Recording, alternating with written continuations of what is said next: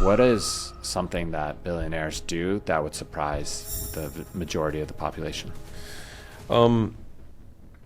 Is they would probably be surprised by the level of agency that billionaires will demonstrate. Like they come up to their own conclusions on their own, and if everyone disagrees with them, then great, because they got there by disagreeing with the masses. And so like you can't have an exceptional outcome and also do what everyone else does. Like it's such an underappreciated, underestimated component of success to get outsized returns. If you only believe what you believe or act in the way that you act because of other people's approval, or it was because someone else's idea, it's very difficult to maintain conviction for an extended period of time. And so if you find yourself waffling, it's simply because the ideas that you're adhering to are not your own. If the whole world shouts at you that 2 + 2 is 5, and if you know that there's a big pile of money, then you're almost excited that most people don't agree with you, because you're like, it's just going to mean a bigger pot at the end. Alex, welcome back. Thank you for having me. So you say that entrepreneurship is a game of the heart, not the head. What do you mean by that? I suppose everything could be boiled down to skills, but the ability to continue to persist, some people would probably think of this as a spiritual battle, if you want to use that language, but fundamentally just learning to have a long extinction curve on behaviors, which is like, many people never knock, and then a huge amount of people will knock maybe once, but then very few will knock 100 times in a row after a door not being opened. And I think that that's what it takes, because if you think about two natural extremes, I think about this a lot, like, okay, let's just take this to the natural extreme. It's like, well, if you have somebody who's absolutely brilliant and another person who's absolutely 100% determined, I think it might have been actually Andreessen, we were talking about this earlier. It's like, if you, actually there's Horowitz, but like you start taking points from determination, and very quickly you've just got this philosopher who does nothing, right? On the other hand, you take a few points of intelligence and you can keep taking points away, and this guy's going to win. And so I think about that as like, if you only had two things, which is get better, don't stop, winning becomes guaranteed. It's just expanding the time horizon long enough to allow the win to occur. And so if we think about entrepreneurship as the infinite game, then the only goal is to not stop playing, which is why I think it's more of a game of the heart than the mind. Why do you think human beings systematically underappreciate how long it takes for them to be successful? I think it's because time is actually really difficult to observe. So if you think about like, I've been thinking about this a lot with regards to like, why is it that when people come in person and work with Layla and I, the speed of behavior change is so rapid, and they're able to assimilate traits very quickly from us, whereas remotely it's more difficult. And I think it's like for example, consistency is something that's incredibly important for most human endeavors. But you can't witness consistency unless you're with someone consistently, right? Like if you see someone practice, like you can't do a montage of consistency. You can't really experience it in 10 seconds. It actually has to, like you have to experience consistency with time. And I think that's why it's so hard, because the parts where people take pictures are the beginning and the end, but the middle is where the race is won, and that's on your own. And I think that's why it's so hard for people to transfer, like for that skill to transfer, which is why sometimes it's like, I learned this from my dad. I just saw him every single day, just going in, because like that kind of proximity is, I think, the only thing that gives you kind of a window into the reality. What other skills or advantages accrue to those that are around excellence? So Angela Duckworth wrote this book called Grit. You might have read it. Yeah. What I thought was really, like, one of the most interesting things I thought about the book was, if you want to win, join a winning team. Right, it's because there's so many micro behaviors that exist on a team that just become standard practice, and there's already reinforcers in place for reward and punishment for all of these behaviors, which is why that team's a winning team. That you kind of by default learn to do 100 small skills in order to be successful overall. How do you know what you don't know? This ignorance debt that you talk about. Oh yeah. It's a really good question. I mean, I spend all the time and all the money that I have to try and solve ignorance debt. And so I don't know if there's a solution besides like trying to talk to people who are ahead of you, who can help you look around corners, and I think advice is one of the hardest things to even think about, because so much advice is wrong because people lack context, right? Or they have misaligned incentives, which is huge. Either they lack context, they lack competence, or lack incentive. And if you have any of those three that are off, the advice is not necessarily good. And so, it's common to have at least one of those three off. And so it's like advice is so tough, because at some points, like you have to have a parallel kind of engine that's like, I have to be willing to take advice, but I have to run it through some sort of filter that I'm responsible for, which, typically would be some sort of, first principles reasoning of like, does this make sense given the things that I absolutely know to be true? And a lot of people can't bridge that gap. And so there are some people who actually do have maxed out execution, but the problem is they change direction so quickly because they will just listen to different people who give them different advice that's conflicting. And not because anybody has bad intentions, but just because they either aren't competent enough or they don't have enough context or both. And human beings are wired, they learn from people with higher social status. They look somebody achieve some kind of skill and they listen to that person. Tell me about that, and how does that act as a guide to contextualize information? So really interesting question, because I think it's like so I think many people give advice.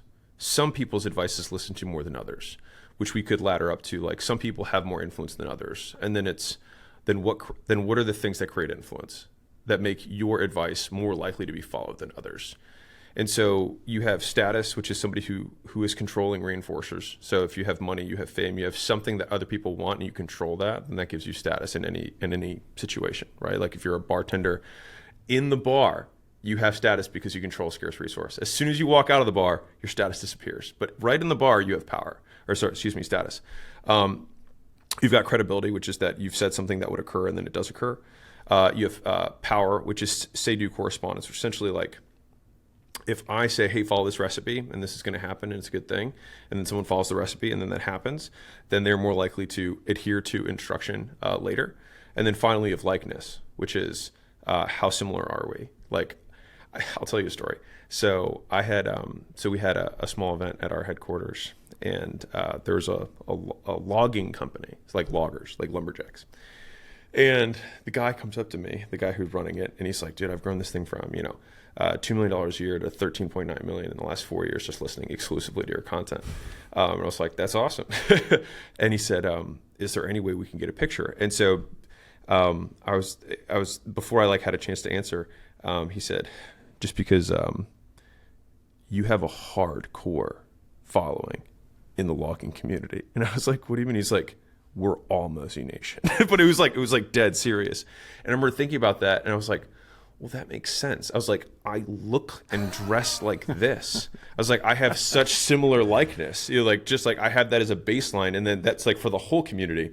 And then the other three above that, it's like, do I control some sort of reinforcers they want, which might be fame or money? Sure, I've got that. Then it's like, okay, did he do things that I told him to do and good things happened? Yes. So I had power. That was checked off. And so it's like you can look through that as your litmus test to how much people or a specific person will adhere to your directives based on that criteria. And so that's kind of how I reverse engineer that of okay, how much influence do I have in a given context? And there's a fifth column, which is truly first principles thinkers being able to take in information that you're giving, applying kind of pattern matching to their own experience and saying, this guy knows what he's talking about. Yeah, I see this as just this is the psychology side, the soft human side of human behavior. And then there's the physics. That's kind of like the art and the science. And then there's the physics side of well, if we want to boil water and we want to boil water at 100 degrees, it's not going to happen. So if that's what was required to get this water over there and it has to be boiling, it's only 100, it's not going to happen. Because I found it really interesting and almost paradoxical. Your Mozi Nation in Silicon Valley is mostly the super successful entrepreneurs and the billionaire venture capitalists. And the reason, my theory for that, is they're able to appreciate your first principles thinking despite maybe a pattern matching, because that does not match Evan Spiegel and the Mark Zuckerbergs. It is something that we've seen. Me and my partner Curtis see it all the time. The smartest people are like, I love Hormozi. I listen to all this stuff. And the other people are inadvertently saying, well, I don't love the titles. I don't love the packaging. Sure. It doesn't pattern match to what I think is a great first principles. Well, that just made my day. So great. I'm glad the billionaires in the VC world like my stuff. So we alluded to ignorance debt. Yeah. What is ignorance debt?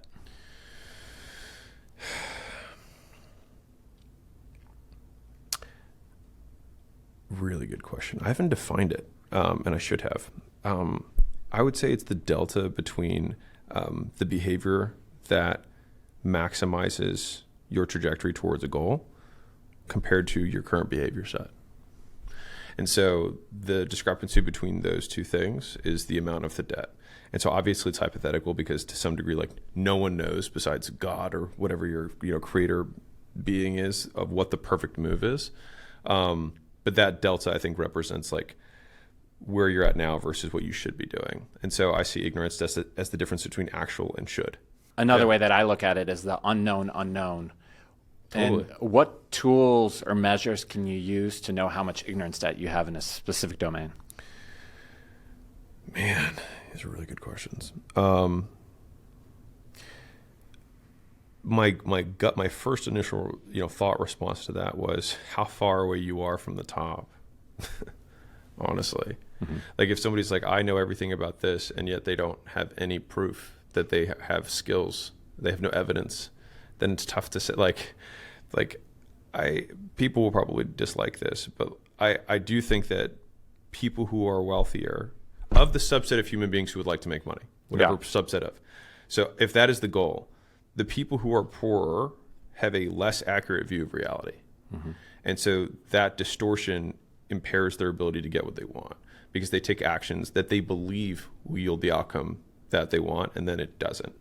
And so I see, that's why I like entrepreneurship in general, because you have absolute objective feedback from the marketplace, and it's also typically very quick. And so you have so many more feedback loops, which is tougher when you're starting out to not have this feedback loops unless you're just trying to start something for you, right? But all that to say, like, how do you know how big your ignorance debt is? It's just typically the earlier in your journey you are, the bigger it is, typically. And the further away you are from the top of whatever endeavor you're going after, the bigger it is. The only caveat there is time, because some people are on the right path. They just haven't given enough time. Sometimes they're growing extremely fast. They may not be a billionaire, but they're making millions of dollars every month, and they're on the same path. They might even be growing quicker in wealth than the billionaire who's accumulated it. And this is where it's really nasty. So have you heard of the pasta tower exercise? No. Okay. So basically it's like you take pasta, you have, marshmallows, gum, whatever it is, right? You get a couple things, and you have to build a pasta tower as tall as you can in like 60 seconds. And when you do it, if you stop the clock, there's a number of questions that happen afterwards, right? Which is like, if I give you 10 minutes, would you have built it differently? Okay, if we had to build it to as tall as this building, what would you have done differently, right? And so there's a lot of like sub lessons that I think come from it, but basically like the fastest way to build a $10 million business is not the fastest way to build a $1 billion business. And so that's where it gets more more nuanced, right? So it's like, okay, well, I'm 20 and I'm doing $10 million a year. That may mean that you have something that could become $1 billion, or it might mean that it's something that isn't really going to make more than $30 million a year because of the nature of how the business was set up. So it's like, what foundation do we have underneath the building is aligned with the kind of like the footprint of what would then eventually become this ultimate thing. And so how do you recognize that when you don't know? There's a concept in Silicon Valley called a $0 million business and a $0 billion business. Yeah. It's that same foundation. Yeah. And I think a lot of people think they're going to make $1 million, then $5 million, then $10 million. But if you look at OpenAI, some would argue they're not making any money, but yet they're valued at hundreds of billions of dollars. And maybe they still will end up not making money. But that is the roadmap to making $1 trillion versus just scaling kind of incrementally. Totally. And I think the only tough part that I think, not only, there's plenty of tough parts, but for newer entrepreneurs is the context of the advice that's being given, right? So like if you're talking software and $1 billion, $1 trillion companies, like there's a whole set of advice that makes sense here. If you are trying to scale a lawn care service business, a lot of that advice will actually be disadvantageous to what your ultimate goal is. And so I think that's that filter where how do you know what advice to listen to, what advice not to listen to? And a lot of times, because of the nature of the internet, you can't give context because it kills the clip's reach. And so I think that layer of being able to judge becomes increasingly important as the context is increasingly removed from most content that we consume, or at least that gets massive reach. So the truly niche knowledge is not being shared and memed across the ecosystem. Yeah. So you have to find in other ways. One way that I look at ignorance debt is if you want to learn how to be a top YouTuber, you go and spend time with the top 10 YouTubers and they will tell you the unknown unknown. Mm-hmm. So you probably don't know ahead of time what you're not doing, but they basically being around people that have actually done it are the ones that'll unshout. Otherwise, it's very difficult to know the unknown unknown. Super hard. And, so I was a management consultant before I entered this new life that I have. But one of the ways that whenever we'd enter a new field where, I'm 20-something years old trying to learn about space, cyber, and intelligence in the military and make a recommendation to the military, which is absurd, right, as a 21-year-old. Right. So it's like, how do you become competent at something really quickly? And so the method that we always use, which I think the consulting method is, we'd ask the person who gave us the project, who are the 5 smartest people that you know about this particular issue? And then we would ask every one of those 5 people every question we could possibly think of, to, like, give us the understanding of the whole space, blah, blah, blah. We go all the way through it. And at the very end, we'd say, who are the 5 smartest people that you know about this? And so eventually we'd interview every single one of those people. And by your 20th or 30th of these interviews, like, you have a pretty good feel for what's going on. And then when someone says something, you're like, but, so-and-so said this, and how do you feel? And, like, you can start kind of mapping the network. And eventually you ask for 5 friends until the names become the same. Like, it's the same names. I've already talked to him. And so whenever I want to do research on, like, a new industry, that typically is how I do it. I still use the same exact method I did there. It's just faster now because I can just make an Instagram story and people can reach out. But, like, when I wanted to learn about, like, banking and payments and credit cards, because I was looking at investing in something there, I did exactly that method over 2 weeks. I had like 30 conversations with people that had exited between 30 and 3 billion. And I learned so much, and I was like, oh, okay, I know I don't want to enter this space. This sounds more interesting than what I originally thought. But you don't know that going in because you have a blank slate. You have no context. The only change to being around those people is you could always delete or add things based on your own personality and what you naturally want to do. People are kind of have this fear that they're going to become this person just because they learned whatever behaviors they're using. And I think that's limiting. Let's talk about a topic we're both really obsessed with: compounding. Okay. Why is it so hard for people to compound their skills?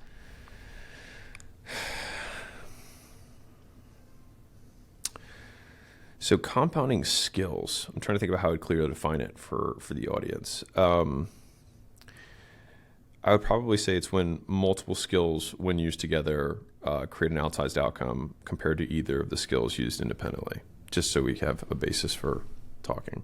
But beyond that, I think part of the difficulty is that you do not know what you're going to yield and the perspective change that's going to occur after you have a new skill that you don't have yet. And so it's like, if you understand accounting and then you learn e-commerce, it's like, oh, this makes, like, you don't know what you were going to know. It's a very unknown, right? Similar context to what we were talking about earlier. And so that's in terms of, like, why do I think it's difficult people to imagine the upside potential of having multiple skills that stack together? I give this example all the time, but, like, you think about, like, Jay-Z, right? Yeah. So in the beginning, he might have had a base level of, like, call it rhythm. That was like maybe he was naturally inclined that way. And then he started developing, beats, and that was a skill that he, figured out. And then he started, rapping, and then that became a skill. And then from there, he learned how to promote. And it's like, okay, that's a much more valuable. If he only knew how to promote and didn't have rap, like, it wouldn't have been nearly as valuable of a skill. But having both makes him a super successful rapper. But then after that, it's like, okay, well, then he had to learn how to recruit other artists and musicians. And so it's like, okay, well, recruiting is a different skill than promoting, publicly, and doing deals is another skill. And so all of a sudden, it's like these skills, when stacked together, become a label, right? And then that becomes the next thing that he's able to do. But a lot of times, like, you can only, and this is Steve Jobs, but you can only connect the dots in reverse. Mm-hmm. And I think the one thing that I would say is consistent among the people that I frequent who are hyper successful is that they're just intensely curious about things in general. And so I'll see somebody who's a billionaire have a conversation with somebody who makes, I'm only using money here as a, to show the stark contrast, but, somebody makes $80,000 a year, fixing lights, whatever. And they'll find a way to extract information from this person and be like, so how does that work? So tell me more about that. And they'll still be able to, at the end of that conversation, be better off than they were prior. And I think they're kind of bloodhounds for knowledge. And I'd say that is probably like just something that I have witnessed. But like, why is it so difficult for people to do compounding? There's the obvious answer, which is patience. And the other is that they don't understand the upside. How do you balance compounding of skills with becoming a master in one skill? It's really good. Well, I would say that the difference between those two things is really just comes down to how narrowly we define the domain. So it's like, let's say you want to be a quote master at business. It's like, well, there's so many skills there. It's like you've got marketing, you got sales, you got recruiting, you got finance, you got like there's so many things. So compounding becomes part of the master. Yeah, it's like so where's the skill versus going super deep on biotech, right? Now in the world of biotech and going deep on anything, it feels like you're still like the deeper you go in something, the more you feel like you don't know anything. And I certainly feel that way constantly. Curse of ignorance, the curse of knowledge. I was like, I have this, we have this big marketing that's gonna have, well, my next book's gonna come out, and I have some big plans for it, and I think it's gonna do big stuff. And I was already like playing out like what I thought I'd be able to say afterwards, which is like, this is my letter to the internet. I still don't understand marketing that well. Like, I just feel like there's so much that I honestly have no idea about.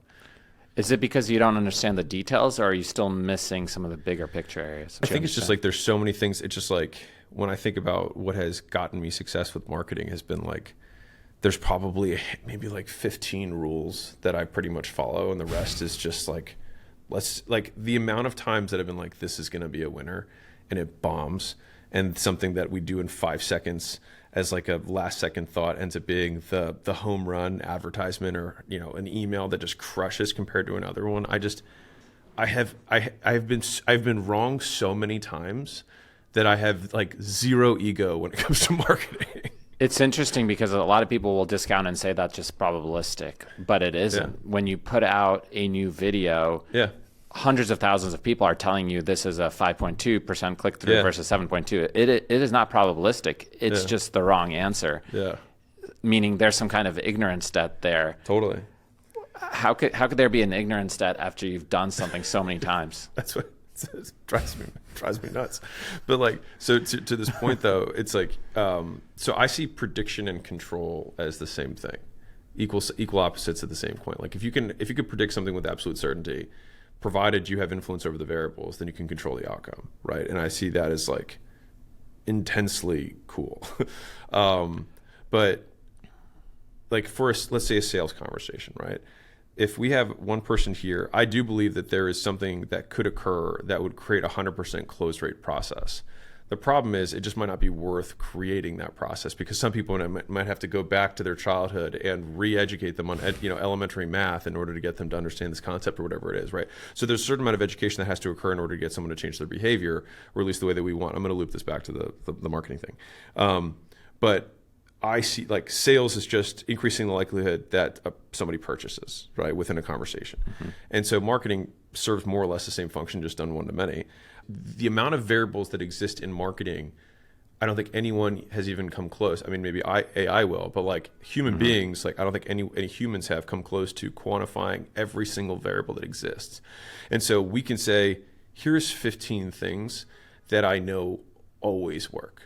Like fast will pretty much always beat slow. So you can control like 70% of the probability, and then there's 30% variance. That's exactly. So it's perfect. You got to the exact where I was going, which is like, if there's 1,000 variables, it's like maybe the 15 that we know that are the chunky ones, it's like maybe that gets us 60% of the way, and then we still roll the dice, and it's just our downsides truncated. And I think it's just over time, you just continue to move up the median. At least from an organic content marketing perspective, but the same thing with paid ads, just different beast. Said another way, in the land of the blind, the one-eyed man is king. So you are the one-eyed man. Yeah, it's just willing to take, which is a high compliment. Yeah, honored. So there's compounding of skills. Sure. There's also the compounding that accrues to somebody that sticks to a domain. Yeah. Why do people systematically underestimate that, and why can't people stick with one thing for many years? Man, These are all hard hitters. So I think that luck surface area is something that it's a very kitschy term. But basically, if you think about, I'm going to draw a little analogy, and I think it'll make sense. But like if you think about intelligence as accuracy and determination as the number of shots you take as you're shooting a target, then it's great to be intelligent. But if I had to pick between unlimited shots and perfect aim, I would rather have unlimited shots. Yeah. Right. And so the idea of the luck surface area there is like, if we're shooting at least in this this general direction, eventually one of my arrows is going to hit the target, and on a long enough time horizon, one of them is going to hit the bullseye. And so the advantage of sticking with things is that you tip luck in your favor. You just are around for more things to occur. And by basically the same concept of this, there's a certain level of variability that's going to always occur just within business, chance, whatever.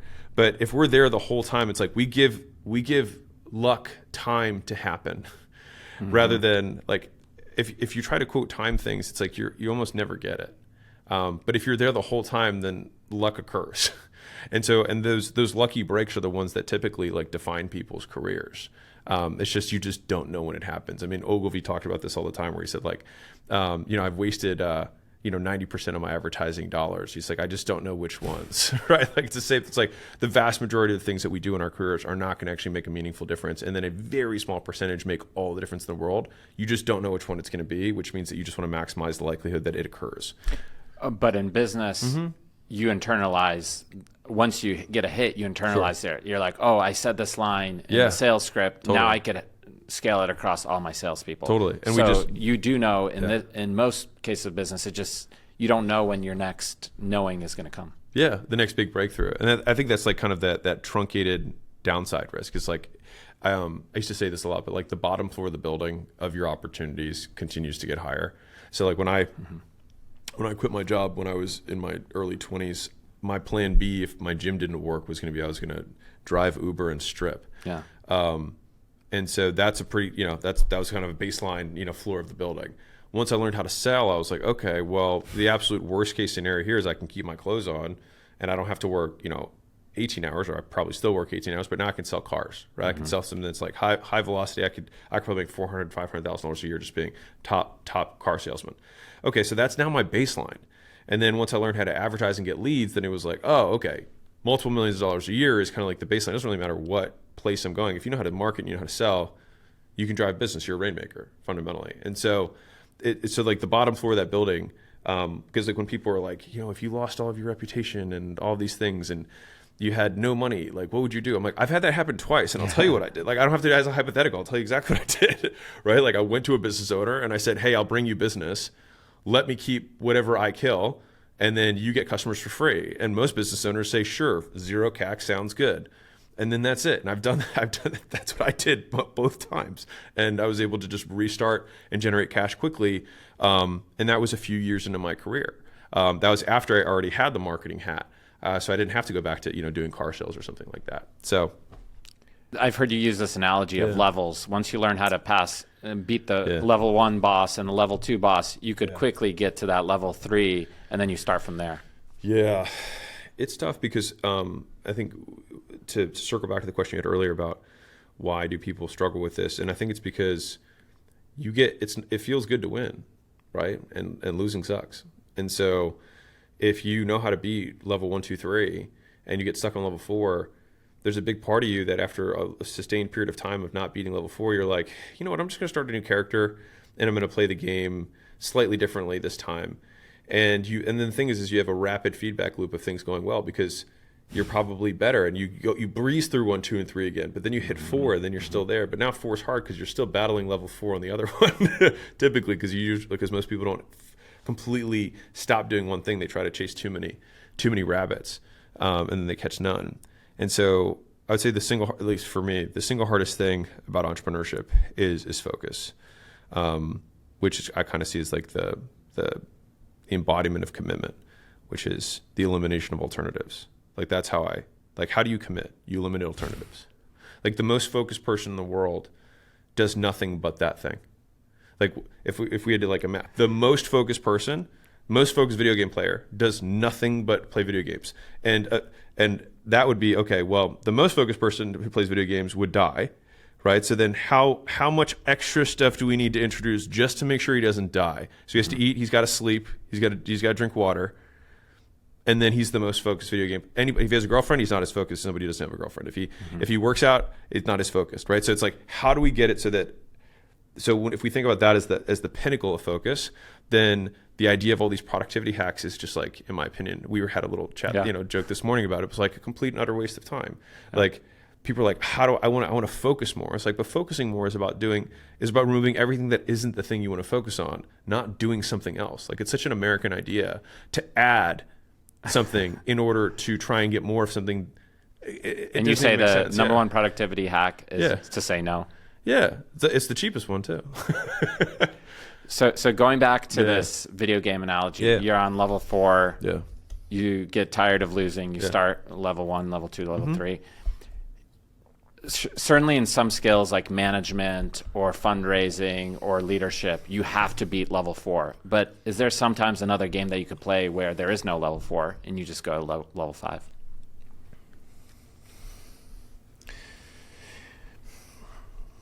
It's a really good question. I think it's basically like, what's the constraint? What's the constraint of the system?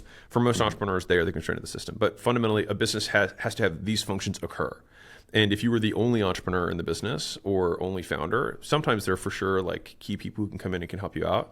But if these things must occur, then like let's say you get to a point where you need to get more leads for your business. Just keep it simple, right? Okay, if I don't know how to advertise, advertising must occur. It has to happen in some way, in some form. And so if I never learn the skill, then the only option I have is to go recruit somebody who has the skill. But what if I don't have the skill of recruiting? Now, maybe the level 4 boss becomes a level 4.5 or a 4B, right? Which is, okay, well, I can get over this bridge multiple ways, which is actually really interesting because this is something I've been thinking a lot about, which is, it's actually loops back to what we were talking about with advice. There for sure is bad advice, for sure. But I think there's also a lot of good advice that is half-heartedly executed, which then makes it into irrelevant advice because the execution nullifies the effect. And so I, as somebody who gets asked for advice, I have increasingly spent my time on how do I increase this person's conviction around the advice and less on the advice itself. Because if we use the analogy of a mountain, there typically are multiple ways up the mountain. Like you could make this thing a super viral product. You could also, have a super, heavy sales team and marketing. Obviously it depends on the goal size, right? But like, let's say somebody has a modest goal of hitting $8 million a year or $10 million a year or whatever it is. Not a $1 trillion company. Sure, that'll have a more defined path. But if someone wants to make a $10 million a year business, it's like, you could do that a lot of ways. But no matter what way you pick, you have to be committed to it. And so it's like, what are the few things that must be true, right? That you have to be committed to. You have to be focused on whatever that thing is so you can get good enough at it. You can get deep enough into it that you can actually like break through level 5 of paid ads, of organic. But if someone were to say, how do I market this? Like, how do we market this podcast, hypothetically, right? Well, we could run ads, right? We could go find affiliates who have audiences already, and then see if there's a way that we could partner with them, have them promote it or come on, whatever. We could just get better at the organic game itself and get really into the nitty gritty of like retention curves and packaging, click-through rates, all that stuff, right? And we could go on, right? These are all these different ways. And so could all of these things result in the views of this going up? Yes. And so if someone says, which one should I do?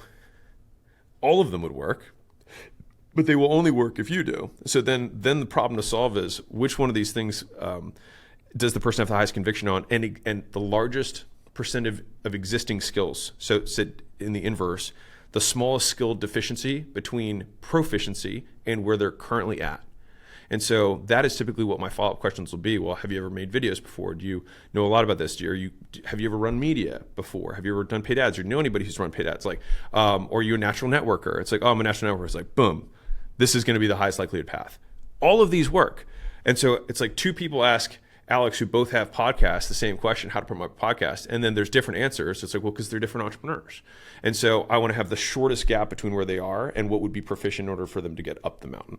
So that's... I also think there's like a consciously understanding that you can't pass this level and subconsciously going to the next shiny object.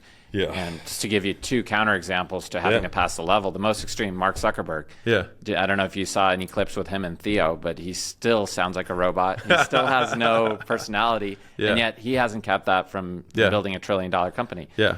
Sam Altman realizes he's a genius strategist, has all these skills, OpenAI. He realizes he sucks at hardware. He just paid $6.5 billion for Johnny Ive. Right. That's not going to be a limit for him. Yeah. So there is a power to knowing which levels to play and which characters you want to play in those levels as well.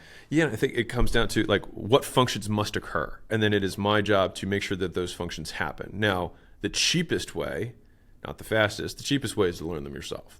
Right. And so then you become increasingly stacked with all of these different skills so that you can solve a myriad of problems in the business. But if there's a gigantic skill, like I will probably never be the person who's head of finance in terms of like operational finance. Like I'm not going to run the P&Ls and all that. Like I'm not going to do that. But somebody should. We have to have that. Right. And so, but like I could go learn how to do that.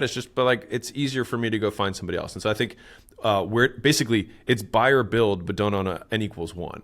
Am I going to buy this and bring Johnny Ivey in, right? Or am I going to build this within myself or within obviously somebody else if you want to train up the team? But if we're assuming we're trying to go fast, then am I going to try and learn it or am I going to bring somebody else in? You just alluded to this, the smallest deficiency in skills. Yeah. It's the one concept, I've talked to many people about this. You have a very controversial view that I haven't been able to square. Okay. And the idea that you could teach somebody culture and teach somebody personality traits versus skills versus hard skills. Have you ever seen that executed outside of acquisition.com? And how do you teach a 50-year-old how to change their behavior? Oh, so okay, a couple things here just for defining terms. So hard skills, soft skills, I see those as the exact same thing. They're just words that people use, but they are fundamentally changes in behavior. So across the board, thing number one. And how do you change a 50-year-old's behavior? It will take longer. They're less plastic. But nonetheless, they're still teachable on a long enough time horizon. Because the thing is, some people, so everyone is teachable. The question is it worth it? And that's actually that's the organizational question. Is like buy or build is an ROI decision, right? Like, should I buy this and what's the likelihood of success and somebody coming in or immersion into the business versus me, building this capacity internally? How much is it going to cost in both time and money, right? And a lot of that's going to come down to your efficacy at transferring skills, at teaching somebody else how to do something. And so, what part was controversial? I'm so curious. The controversial part is you don't work. So at acquisition.com, you recruit for people that want to develop themselves. So you have a very special culture. Yeah. But for the average business, if CFO comes to me and I want to put them in a public company, and I start telling them like, you should smile more, you should wave more, that's going to be a very difficult conversation. Yeah. Is that practical, or am I missing something? And how do you go about changing somebody's what I would call soft skills, which you would call just another type of skills? Just a bucketed term. A bucket of terms. Yeah, just like here's 28 small, things that you can do differently that will increase the likelihood people will like you. So I think it would be awkward if I demanded every single person does this. I don't demand that everybody smiles. If somebody has a problem where people are not listening to them, and I think that they do have the base skill set, but they're having difficulty with influencing their coworkers, then I would probably say, okay, well, let me give you a remedial course on influence, which is here's 6 things that you're currently doing that decrease the likelihood they listen to you. So if we reverse these 6 things, we'll increase the likelihood that the desired outcome happens. And the most difficult part about this is actually the observation. It's people will use a bucketed term to describe somebody else, right? They'll say this guy has a lot of charisma. But if you ask them, why does he have a lot of charisma? that is where people get in trouble, because there's so many things you notice that you don't put words to typically, right? Like we have a lot of good pattern recognition, for like, this guy's a threat. This guy, I don't know, he just gave me the wrong vibes, right? It just really means that he did things that remind me of other people who have wronged me. Mm-hmm. And I don't and so being more conscious about it, and this is where like watching game footage and things like that become incredibly valuable, because you can see like, he blinked a lot and he was, wringing his hands. Now, if somebody comes in and a lot of people in the office are saying, I don't know, this guy doesn't seem trustworthy. The question is this guy trustworthy, or does he behave in ways that remind them of other people who are untrustworthy? Which are two different questions. And so if I just want to teach somebody how to act in a way that decreases the likelihood that people call him untrustworthy, then I could say, hey, put your hands in your pockets and do this instead, right? And so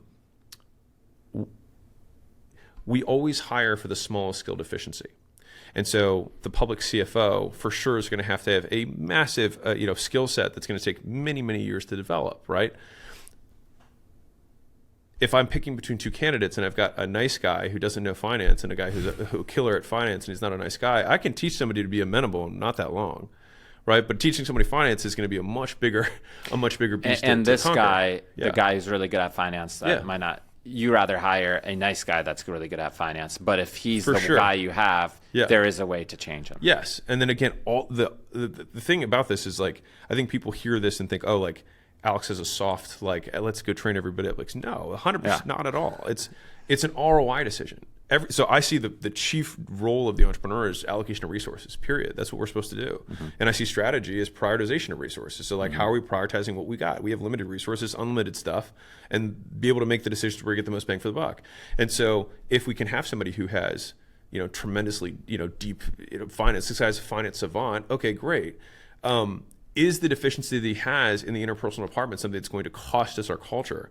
And how little do I need to do to improve where he's at to make it at least not a negative, right? And so that's I think there's the basic calculus there that happens. Now, if somebody has like a massive ego, it's going to be tough because they're not going to be receptive to anything, which means what you see is what you get, and you've got to be really happy with that person. There's also a difference between somebody that lacks self-awareness and somebody that knows that they're an asshole and just basically doesn't care. Thinks they're so good that they're not going to change. Yeah, some people are like, I am an asshole, and they have accepted that about themselves, and some people had no idea that people thought they were an asshole and would love to change that. And I think the crux of that is maybe the difference between somebody you hire or don't. You mentioned game footage. For your last book launch, you practiced over 30 days. You did over 100 presentations of the presentation. You mentioned that early on you got a lot of benefit, and then you were getting incremental benefits with each iteration. Why keep doing that? Why do 100 iterations of something where you're getting marginal returns? So my initial response is marginal returns are still returns. But beyond, and I think that most games are won at the edges, right? They're won in the margins. And so the benefits in most systems accrue to the person who's number one. And even if you're number one by 1/10 of a second, you're still number one, and you get a disproportionate amount of the gains. And so I've been rewarded so many times historically for just getting a tiny bit better with a shitload of work that it's still worth it. So I have diminishing returns in skill, but gigantic absolute returns in what I get for getting that increment, that very small increment. And so to put math behind it, if I have 500,000 people who are signed up for the book launch, if I knew that there was going to be a stage that had 5,000 people, I'd probably prepare. Well, imagine 100 times that, where each increment is an entire stadium. You know what I mean? Or a gigantic arena of people. Well, if that's the case, then I will get a good return on that. Now, if I'm going to have a presentation in front of 100 people, if I get 1% better, maybe it affects one more person. But if I get 1% better in front of 500,000 people, it's 5,000 people. And so it makes sense there. So it's again, it's an allocation of resources thing. I will prep that much because it's worth it. If it's not worth it, I'm not going to do that kind of preparation. So it's efficiency equals work over returns. Yeah, totally. So in other words, it's highly efficient, even though from the outside feels inefficient because you're just getting just a little bit better, but it's being magnified by it's relative versus absolute. So I had this decision because we have this big book launch coming up, and we're saying I won't share too much, but we have such big numbers that I'm expecting of people who are going to be coming, because last one was awesome, and this is the third book. Do you have a date for that? Yeah, August 16th. Okay. Yeah, just announced. So it's not exactly on my wedding day. That's great. Yeah, it's not exactly on your wedding day. We'll try to make it out. And so the point, though, is that that if someone says, that's going to be, if we add that little, an abandoned cart sequence for the book, like, it sounds like work. It's like, dude, we're going to have 1 million people register. Mm-hmm. So 2%, right, is 20,000 more books sold, mm-hmm. right? Which is, and I've got some goals that I have around the book that I'll share after the launch. But yeah, man, it's worth it. Like there's some businesses that do entire campaigns that don't even come close to that.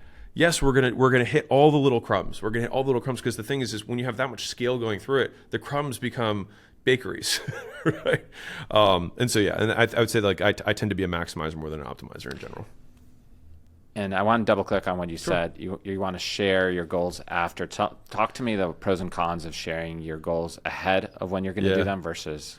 It's a great question. I think of this as like, does sharing the goal, there's two components. So one is, or at least two components that I think of, which is, does sharing the goal increase the likelihood that the goal occurs? And the second thing is, does sharing the goal give me some other benefit? So I think Babe Ruth calling a shot and then hitting the home run accrues a benefit to, like, for him calling the shot. If he had just hit a home run, no one would remember it. Mm-hmm. And so there's other benefits. Now, does him calling the shot increase the likelihood that he hits the goal? On one hand, maybe his adrenaline spikes because now he has way higher stakes. On the other hand, maybe the pitcher pitches a little bit nastier too, and decreases the likelihood. So there's a little bit of, there's multiple variables at play. But I think that if I shared all the goals that I have around it, I don't know if it would increase the likelihood. And for me, even if it's a null outcome, like it doesn't increase or decrease, for me, it would take the spot of a different messaging that would increase the likelihood. And so by default, the opportunity cost of the headspace that it would take up to talk about it in the prospect of the audience's mind is not worth the real estate. I'd rather fill it with something that's more salient to them. I know you hate the word manifestation. Hate it, yeah. Well, the word I have no but issues if I was with. if I was to repackage, and I agree with you, just for the record, if I was to repackage it into visualization, Sure. and also, and also bring up the fact that Michael Phelps visualizes, Michael Jordan visualizes, people that have accomplished great things use this tool of visualization. Is there room for visualization? So I think visualization and manifestation are different. So I would have to define the terms, right? So like, and I've had a really tough time. So I've probably gotten in a handful of heated discussions about this, but I've yet to have anyone clearly define manifestation for me, which is why I like manifestation to me, as I define it, is a word that people say to other people that gets them to nod and give them approval for saying the word. And so, and also not take the action that is required to actually get that. And now some people then go to, well, you have to change things in your mind before they, occur in reality. And then I would just say, like, how do you know that? And what can we observe, right? And so I just focus on the observable world, and I pretty much ignore everything else. And it's been one of the most useful razors for, honestly, predicting reality much more accurately. It's like evidence-based versus non-evidence-based. 100%. Yeah, of course. And where does visualization, obviously, you could probably run a scientific experiment, but it's not very evidence-based. Is there So that's a tough one, because I do think that there's a decent amount of evidence that, like, you can, like if you practice free throws in your mind for like 2 hours, I think there was a study on that. And then you do it. Yeah, there was a real study on that. Yeah, and your percentages go up. Yeah. And by like almost more than if you just do and when you pair them, it gets crazy. And the visualization exercise, I think, is really interesting, especially for like athletes, because you have no joint wear and tear, and so it's risk-free upside. So again, I'm all for that. Now, me telling someone, hey, you have to visualize, how do I know they did it? This is where I get into, like, I just try to focus on the things that I can see. And I'm trying to think, like, in what context would I say visualization is the thing that I would tell someone to do? Because they're not going to change reality until they interact with reality. And so that's why I just focus on that. So like, did visualization help people? Sure. And they still had to pick up the basketball and they still had to go do free throws too. And so I think that's the yin and yang of it. But for me, I just focus purely on what we can see. And I think it makes conversation so much easier. And I do owe a disproportionate amount of, I think, the accolades that I receive from content and whatnot, because I exclusively focus on that. And so people say things like, man, your content's so digestible, it's so easy to understand. It's because I just eliminate everything that is not observable. And then it becomes very clear. And that, I mean, that's the thing. It's so repeatable. And people use words. People use words that other people don't understand. People use words that they themselves don't understand. And so it's like, if we can't even define the terms that we're talking about, what are we doing? We're just making noise at each other. And then one person nods, the other person nods. Neither person knows what they're talking about, but they've been rewarded for nodding and talking and making noise at one another for a long time in their lives. And so they keep doing it, and that's fine. But it doesn't really change behavior.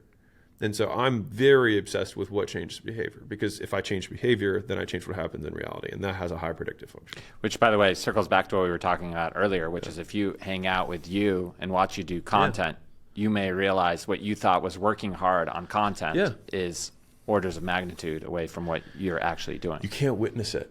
That's what's difficult. It's like, I can say, so there's a video that I'm putting on one of the pages for the book, kind of like marketing pages and whatnot, that I've now done 9 times. And we have edited 3 versions of it. I've done 9 recordings of it.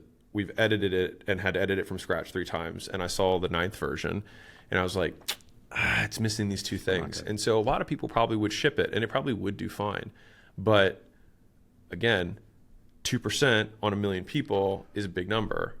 And so, yeah, I think that's the part that people don't see, is being willing to do it again. And that's intuitive, kind of the 2% multiplied by millions of people. Yeah. It's a real number. What maybe not as intuitive is why there's these zero-sum dynamics in some of these industries. In sports, there's one champion. Olympics, there's one Olympian. But you seem to think that there's kind of this winner-take-all in many of the things that you do. Why is that? I think it depends on goal size. If you want to, make $1 million a year as a lawn care person, you don't really need to worry about your competition. Like, you just need to go find 200 houses that'll pay you whatever the math is to get $1 million a year. Like, it's not crazy complicated, right? $400 a month. But in the open AI world, right? Like, there's probably going to be one model that ends up, winner take all, or it'll just be like Pepsi and Coke. But there's not going to be a ton. I don't know. Like, I guess if there's a network, effect that's going to occur, then it makes sense to try to like get market share. And I guess in the marketing world, you could call it maybe attention share. But so there is a fixed amount of attention, like in the world, take 8 billion people times 24 hours or times the number of hours they're awake. Like there is that much attention, right? And I think technology has just increasingly has stolen attention from IRL, so, in real life, things like friends and family, and put it in a place that you can advertise. And so that's what I think from an attention perspective there. Like, do we know what that number is? No, but there is a number and it is finite. And so does somebody watching my video preclude them from watching your video? No, because they could watch both videos.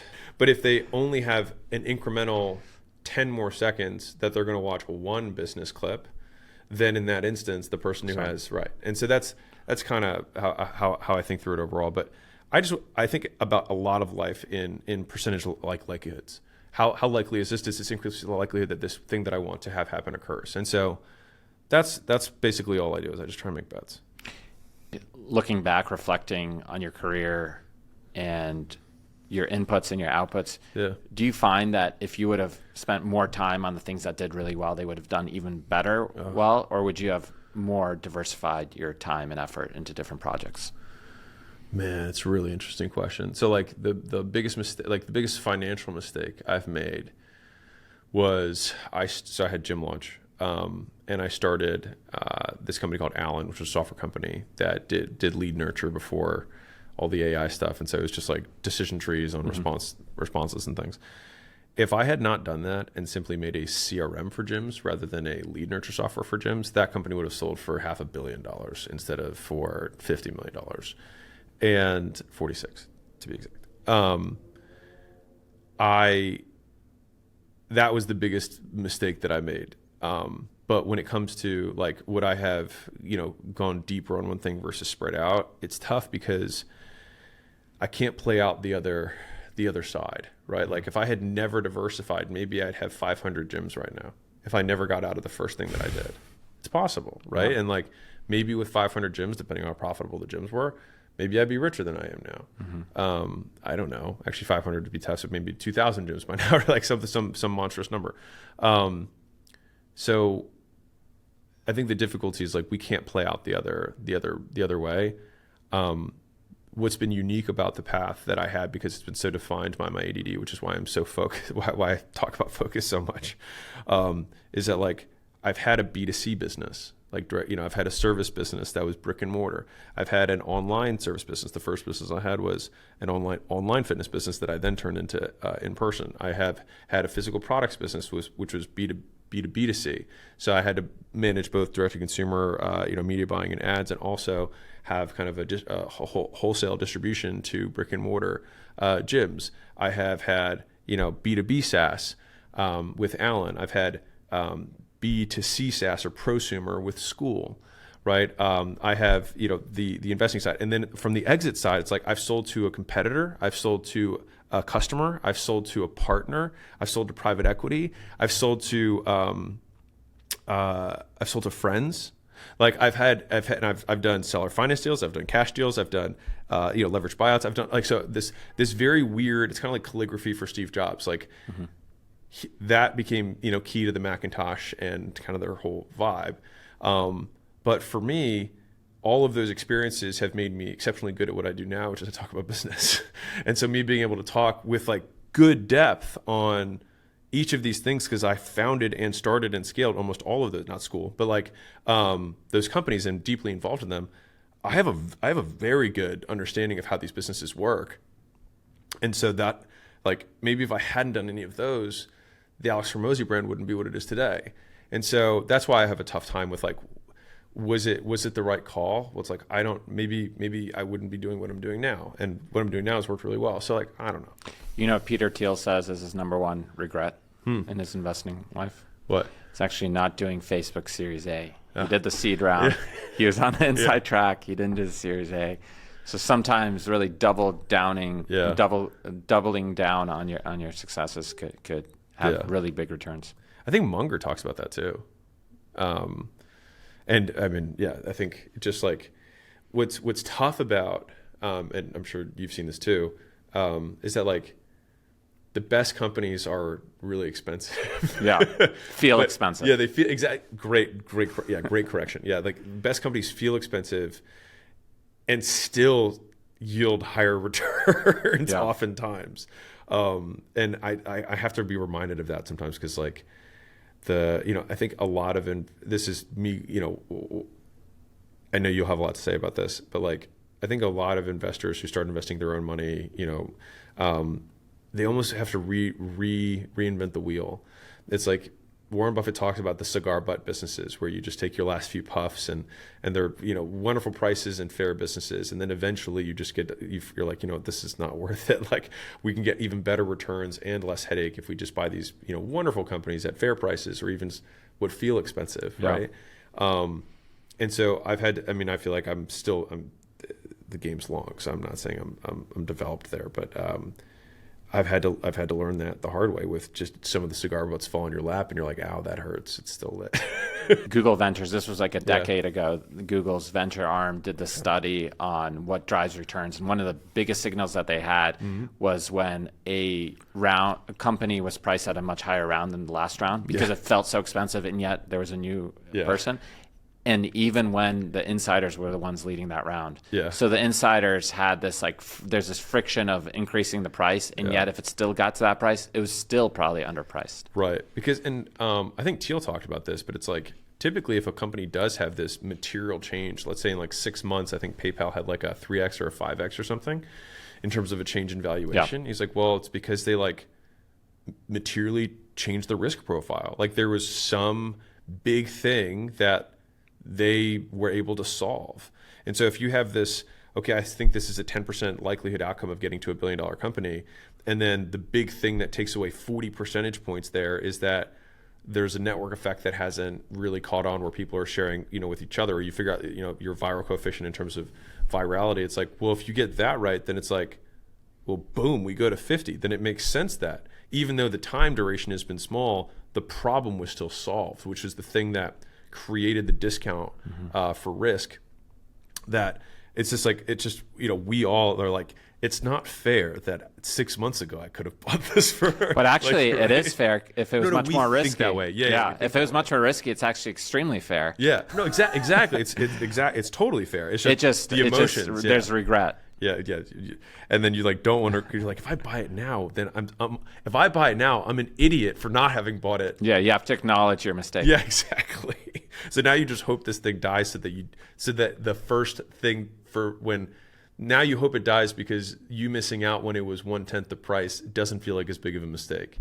One of the interesting things on Facebook, the way that it all came together from investor standpoint, is Peter Thiel and Reid Hoffman, who started LinkedIn, and Mark Pincus from Zynga. And they had almost like this mastermind. They would sit around and talk about social networks. I think Reid Hoffman started outside of LinkedIn, also started another one that before wasn't successful. And they were in this small room of people that ended up being so huge in the space. When you think about building out your peer set in your mastermind group, I know it's kind of a hokey word, mastermind, but how do you look about your peer group, and how do you build that out? And tell me about your strategy there. I would say it hasn't been super deliberate. I would say that a lot of it has kind of happened organically, pun intended with organic growth.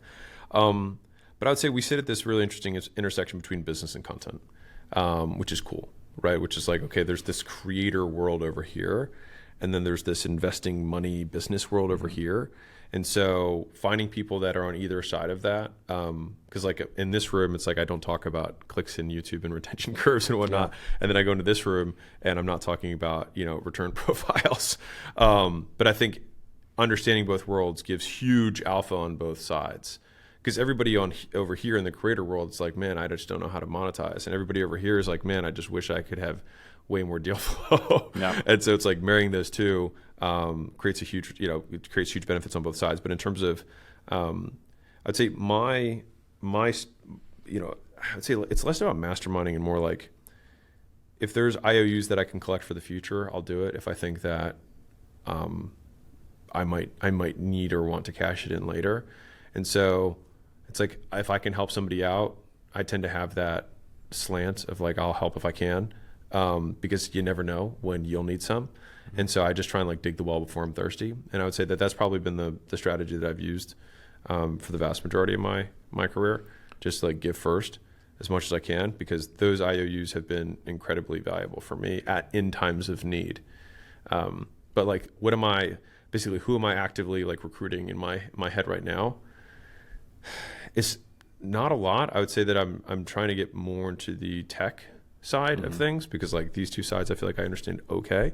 And that's, with all the AI stuff that's going on right now, I see that as some deficiency. Like I'm not deep in, like I have the same ignorance. Yeah, exactly. I have huge ignorance debt. And so I'm just trying I think to pay people it off. even deep in the industry have ignorance debt, and most of the people don't know what's going on, and they're all running around. And then if you're not in the industry, you're even more disadvantaged. You're like, no, I use ChatGPT, right? Of course, right? Yeah. It's like, I try not to think about that too much, because it makes me depressed.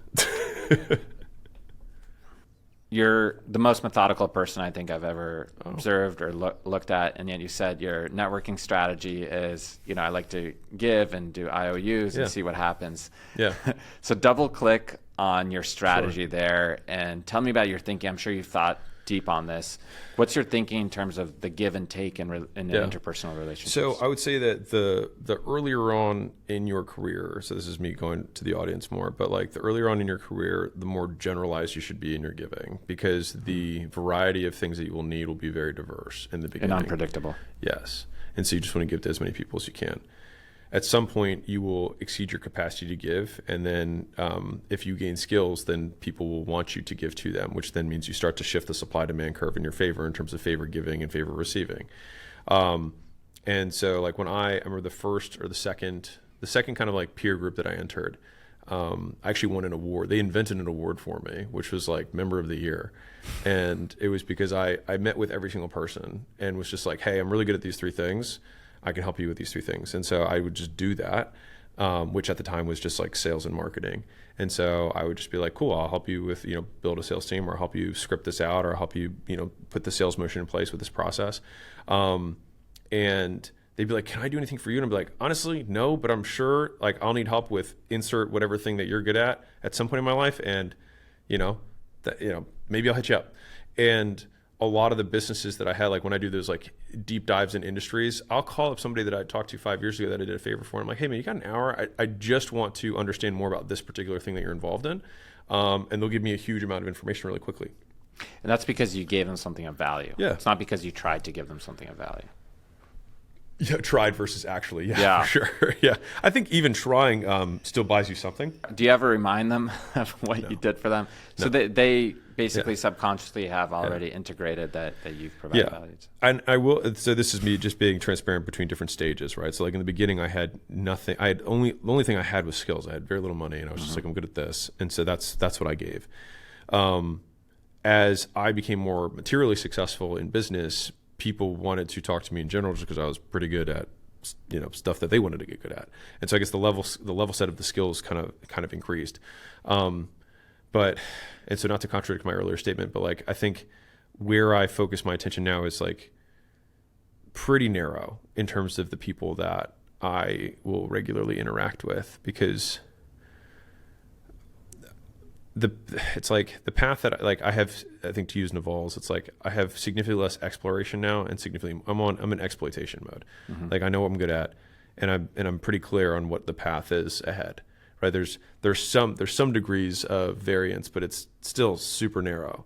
And so, which is basically getting even better at what you're already doing. Yeah. If I like right now, it's like if we have, call it 15 or 20 million, whatever it is, followers across platforms that are in business, it's like, well, if we get to 50, then that'll be better than 20. What's the TAM of small business owners, or however? Well, there's 32.5 million in the U.S., and that's if we define that as people who have an LLC. But we're like my audience right now is I think 55% ex-U.S., so non-U.S. Mm-hmm. And so take the rest of the world. There's a huge amount of people there. So I'm obviously cool with sticking with U.S. And English speaking for now, but we'll probably not quickly, but like probably in the next quarter or two, we'll be transitioning to everything will be all languages. Yeah, I mean, AI obviously enhances that for sure. I'm guessing you're not learning 10 different languages. Actually, I'm really curious your take on this. So like, I have held back, even though like the tech has been there for probably 2 quarters for us to do the translations and dubbing in different languages globally, especially on like YouTube, we can do it all. I haven't, because I actually don't want deal flow from countries, from people that I don't speak the language for. Now, maybe the 2.0 version, this is probably me being short-sighted, but like the 2.0 version of this is like, we're both talking through AI mics to one another, and we're both listening in our own languages and whatnot. But I just haven't done any international deals, and so that's why I haven't really pushed it. And also, it's not like we can give them services in a language they don't understand. You know what I mean? So that's why. So I'm curious to your take on that. I think that's very thoughtful. I think it makes a lot of sense.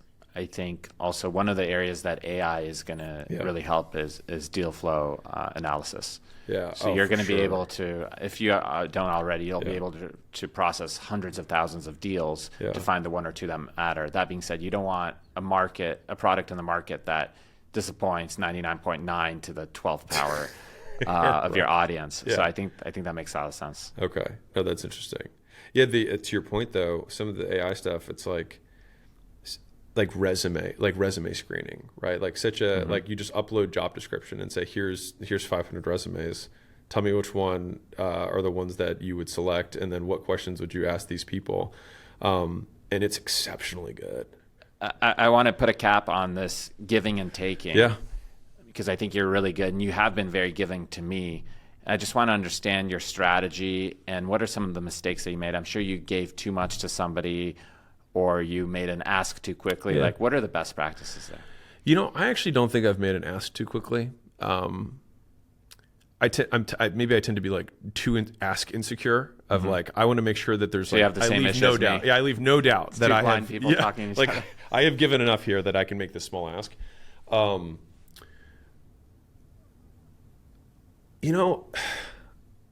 I would say that honestly, one of my best skills has been that. I've never actually identified that until like this moment right now, but it's probably one of my strongest skill sets has been knowing when to invest and when to pull back in relationships. Mm-hmm. And people will probably see me as transactional. I just believe everyone's transactional, and some mm-hmm. people are just better at defining it. Fundamentally, if you have a relationship with someone and like, man, we used to be homies, and I got to be loyal to that. To me, translate that into human behavior is I have a history of reinforcement with this person, and I have a belief that reinforcement will return mm-hmm. on a long enough time horizon. And so I'm willing to incur some cost in the short term. And obviously, the relationship that they've had the strongest and longest periods of reinforcement for, like a spouse, you're willing to give longer periods of time where things suck in order for things to come back to being good or different. Or the payback is your ego of being somebody that never defriends your homies or is always friends with the same person. True. That's True. your payback. Yeah. You get to think see of yourself as such a good person. Totally. Yeah, you get to be an idealist. I got a definition for you. So I call a friend somebody that provides more value than he or she detracts from you in your life. Yeah. So a lot of people don't fall into that category for many people. A lot of people don't fall in that category. And also, it's also two-sided. So you could have somebody completely crazy that you would never even want to associate yourself with, but that comes through for you when you need them. That's a friend. And somebody that's there every day and just making you depressed and you've known for 30 years would not be a friend. No, that's really good. And what's interesting is that if you keep a relationship, right, then it means you do have reinforcement from this person. The question is, what are they reinforcing? Mm-hmm. So like maybe you hate being alone. Mm-hmm. And so even though you don't like being with them, you prefer being with them than you prefer being alone.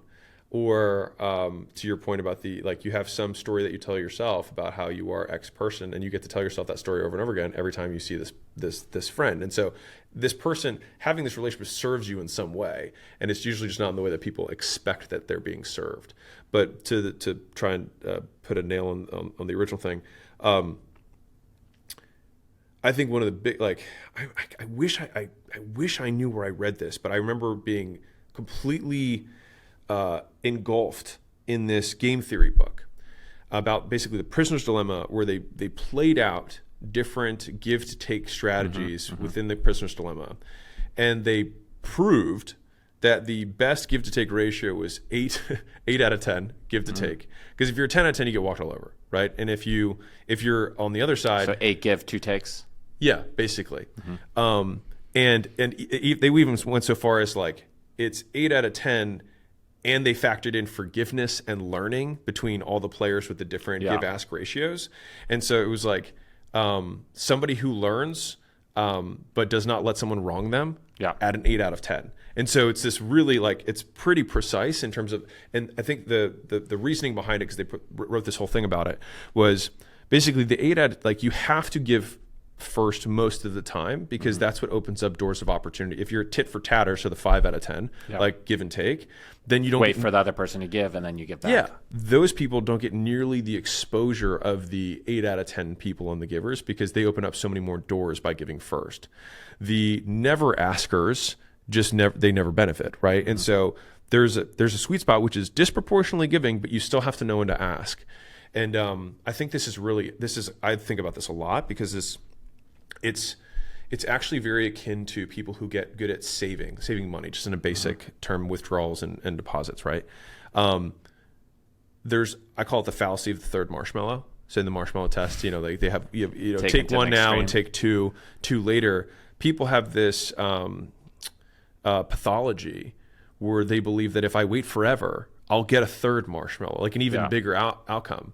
And that's not the truth. Right? There is a point in your life where you should start spending more money than you make, which is frightening for high achievers and earners who've spent way more time always earning more than they spend. But it's okay, then at the end you have this big pile of crumbs as an ant, and then you die. Yeah. And so like you didn't get any of the, so there is this sweet spot, and obviously it's difficult to get to balance that, because most people don't even know how to like save. Right? Yeah. So it's like, so this is only for high achievers that I'm talking about here. But I've had so many doors in my life. And so functionally, what I think organic content did for me was it allowed me to do that at scale. Mm-hmm. So as I prior to making content, like Layla existed in my life to be the yang to my like yin of give first. So she was like, you just like, Alex would be nonstop, just like, let's do this dinner. Let's do like, I'm going to hop on the phone for 3 hours and help this guy do this thing. I'm going to help this guy with this, whatever the things were that I was trying to help somebody with, I would just always do that. And she would be the one who was kind of like, and that's why I think Layla and I have been such a good partnership. And she'd be like, I think you're about to get taken advantage of here. I think they're just using you at this point. Yeah. And so it was right that she would kind of pull me back. But as soon as I was able to transition into making content, that allowed me to, it's the same energy for me. Like me making content is the same energy as what I used to do for one person, all that effort and for like helping someone solve a problem. I now just do that same thing, and then just many people benefit. And so that's where the huge leverage on giving instead of fighting your intrinsic traits, you've weaponized it into scalability. One-on-one. And then so that like... It reminds me of a quote that Naval says. He says, my brand is my value add. Yeah. He'll invest and he'll say, my value add is that Naval Ravikant has now invested in your business. That means so big. For you, your brand is your value add. Yeah. And your content is your value add. Yeah, and ideally, someone's had such a strong history of reinforcement from consuming stuff and using the stuff that I gave them, that I'm already in the green. You know what I mean? Like if they do a deal with me, they're like, you've already paid for yourself. It's surplus. Right. Before you've even talked to them in real life. Exactly. And so my cool giving strategy, I know this was probably deeper than you expected, but it was actually an awesome question because I hadn't thought about it. But my strategy has remained the same. I give to as many people as I possibly can. It's just that as soon as technology and distribution came into play with media, I was able to put that on absolute steroids. And so I do significantly less these, you know what I mean? Like, one-to-one. Yeah. And those ones are, but there's also the audience. Yeah, exactly. That's what I'm saying. Like, so it's like, there's still an, there's still an excuse, still right? Scale. But if I'm going to choose at this point, and I'm sure you have the same issue, which is there's a supply demand of your time, right? There's just such a limited amount, and as demand increases, the supply is fixed, and so it just becomes so precious. So you have to just almost be you have to completely switch, which has been tough for me, but I have learned it. Is you have to almost pathologically say no to everything. Yeah. No is the default. How many messages or inbox? A lot. I'm always very conscious to text you because I feel bad because you probably have thousands of messages. No, but where it gets, when you take it to the natural extreme, is like you don't actually owe someone a response. Yeah. Just like, especially since you've already given them so much through your content. So it's not that they haven't done anything for you; it's that you've already done so much for them. Just the time. Like so right now I probably get somewhere in the neighborhood of like a message every like 3 minutes. Across social media. It might be higher, but it's probably in that neighborhood, right? And so like if I were, because I remember I think it was right after the book launch, right after the book launch or my offers book, maybe it was when the offers book came out, I manually DM'd anybody who tagged me in the book, and I said, could you please leave a review? And manually being you did. Yeah, I did it. And I remember finishing my inbox, and then the responses from the people who I had DM'd, plus the new DMs that had happened in that same period of time, were greater than when I had started. Like, it's like you have to paint the bridge by the time you get finished painting, except it would be like the bridge now extends. It's like it was literally impossible for me to actually DM every single person, because by the time they had responded, there was even more that I had to respond to their response. So I had to just I did it for 4 days. That's all I did, because I wanted to get. That's another efficiency thing. Yeah, it seems hyper inefficient, but yet it probably made your book rise, and it had some network. It got to a few hundred. I think it got to like 600 5-stars within the first few days, and I was like, okay, it's an Amazon book that it doesn't look like it has 5 stars on it. But all that to say. In the beginning, you have to say yes to everything, and in the end, you have to say no to everything. And so being able to manage that apparent dichotomy comes down to resource allocation, which is still the core entrepreneurial skill set. Like, where is it worth it? What got you here won't get you there. One tip that I've learned, and I think I came up with this, I can't remember where I learned this, but how somebody treats you in the first day, in the first week of when they meet you, is how they will treat you over the next 10 years, because it's not about you, it's about them. Some people are naturally givers, some people are naturally takers. It has nothing to do with you. They're a formed individual. They might be a 30-year-old, they have 30 years of conditioning. Just because they met you doesn't mean you change their behavior and their neurobiology. So I tell everybody, notice how somebody treats you in the first day, because that is how they will treat you for the rest of their lives, and that's very telling. It's super good. I'll give one more. I'll give a tactic too that I found is never decline or cancel the first meeting, because like you meet at something, someone makes an introduction, you have a text convo, whatever, and someone says, hey, can you meet at 7, or can we do this dinner? Can we do this call? Things come up because especially a new connection typically has low-ish value to you as a person. So like almost anything that could come up that is not that, you probably might be willing to move the call or the meeting forward to take the thing that has more importance or whatever. I have found that it's very difficult to get the second conversation or the second meeting if the first one gets canceled for whatever reason, especially last minute. And so I have like an increased priority on making sure that if I do meet somebody who's new and I think they're worth meeting, that meeting takes a huge priority to, one, happen quickly, and then second, that it actually occur. And the flip side of that is that I'm actually willing to be very flexible for first meetings, because I think that typically even just to that one meeting, it's like it transforms from being like someone introduced us to like, we have had a conversation and I have a good feeling. I have some feeling about this person. Strong signals. Yeah, exactly. One way or the other. And even from one meeting, I can probably call somebody up a few years later because like we had the meeting. If we didn't have the meeting, it's useless. And so I try to prioritize that. One other kind of relationship hack that my friend Max, who worked at Goldman for many years, he said, always be willing to fly out, even if it's 3,000 miles for a single meeting. Yeah. And because it's that powerful. If it's an important meeting, flying out and spending a day or 2 days, it goes back to this efficiency thing. It seems hyper inefficient, but yet if you calculate efficiency as input over output, it's actually highly efficient. And especially because there's the assumption that if I'm flying out, I'm not going to somehow work on a plane when I'm, which is like, it's almost or meet other people. Yeah, some people like just choose to fly because it's the most efficient working. So like, it's really just the meeting takes the same period of time. Like the only inefficiency is the drive from the airport to the meeting. Like that's the actual only inefficiency in that process. So no, I'm so on board with that. You are one of the best communicators I've ever come across in real life or on YouTube or podcasts, etc. How have you become such a good communicator? Break that down for us. I'd love that the response starts with Filler. Yeah, right, yeah.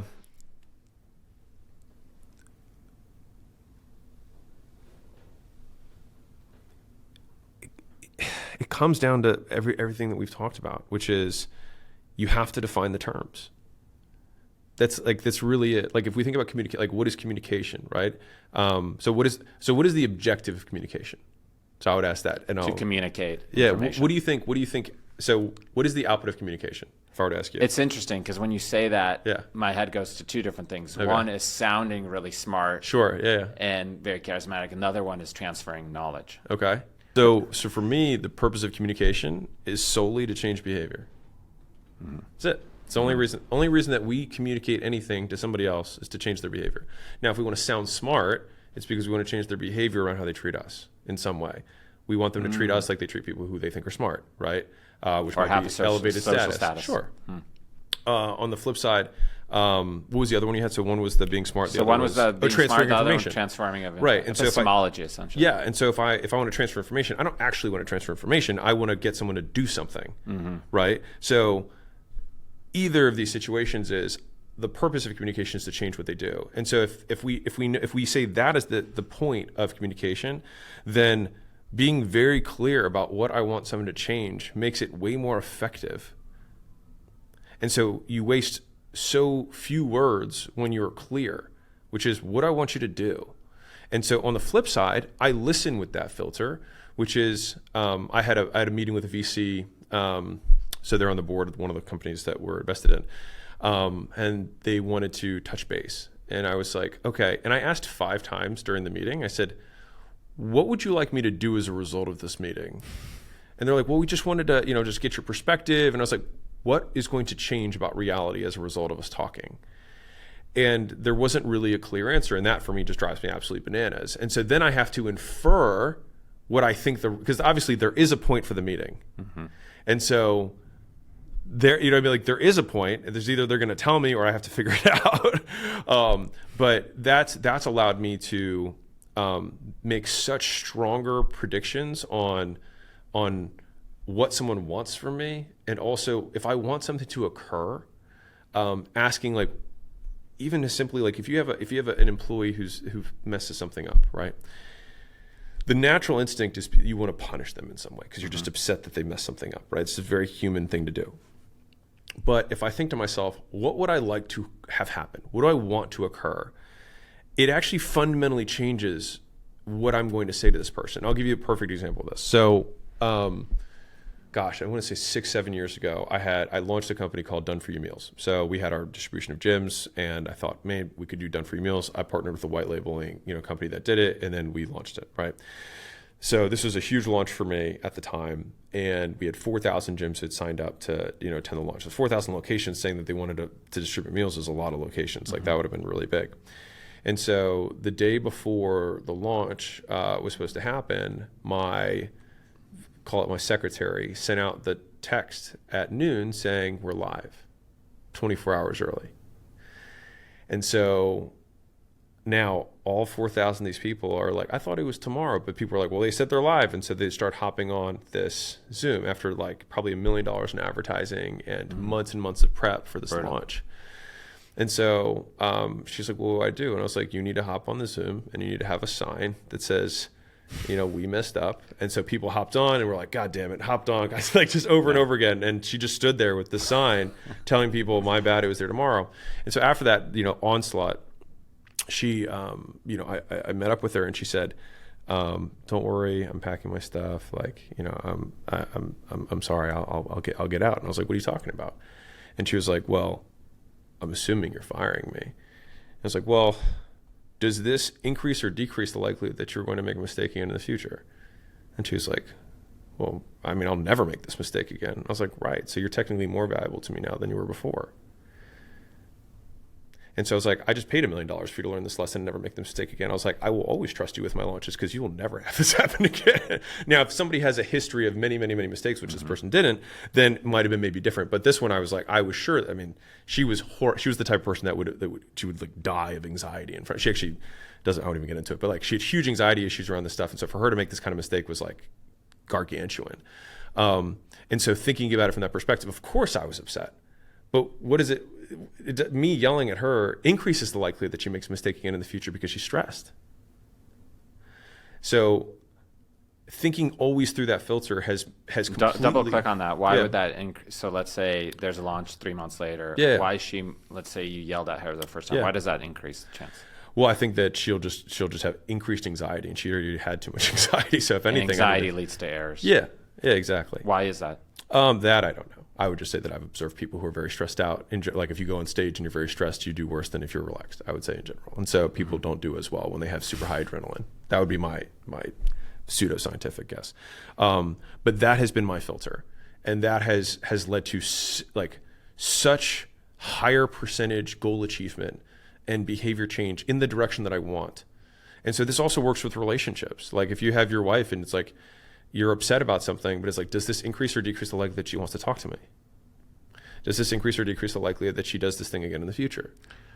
And I'm telling you, like that has been, so you asked the question of like, why are you such a clear communicator or quote, good communicator? It's like, number one, I define communication as change in behavior. And number two, I'm very clear about what behavior I want to change. And I only think in service of that goal. And that's it. So said another way. Yeah.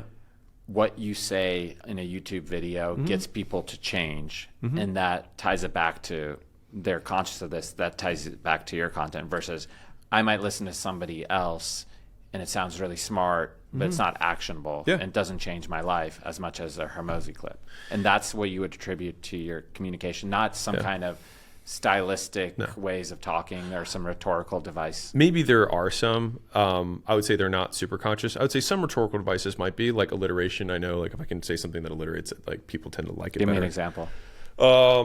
Shoot, I don't know. We just look at my Twitter, you know, but like if I say, you know, if you repeat words in a sentence, or if you have, you know, flips of like, it's more sentence structure. It's not the X to the Y, it's the Y to the X, right? That's almost always going to be something that's going to convert no matter what the X's and Y's are, if the sentence still makes sense in both. So you like kind of look for those like isms that make sense. Words that are similar in nature, you know, exploration and exploitation have all talked about that. It's like he used those words because they sound similar and they start with the same letter. Right. And so because if it rhymes, it means it's true. I'm joking. But like we do remember that. Right. Yeah. Like and so where this gets really nasty in a cool way is that if you want to change someone's behavior, the most effective way to change their behavior is for them to think it's their idea. For them to think it's their idea, it means they have to remember it. And so by making things that are memorable, people will forget that you were the one who said it, but then they will think that they said it or they thought it, and then they will believe it's true, and then they will act on it. And so having rhetorical style increases the likelihood that you change someone's behavior, basically vis-a-vis that pathway.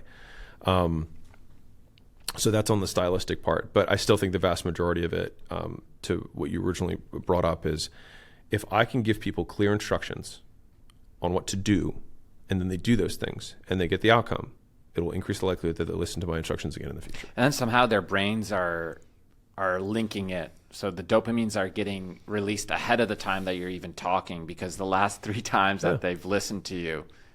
History of reinforcement. Yeah, it's history of reinforcement. So it's not really what you're saying. It's the history of providing value-added advice to people that basically makes people just encapsulated with what you're saying. And I'll give you an example. So I had this happen to me.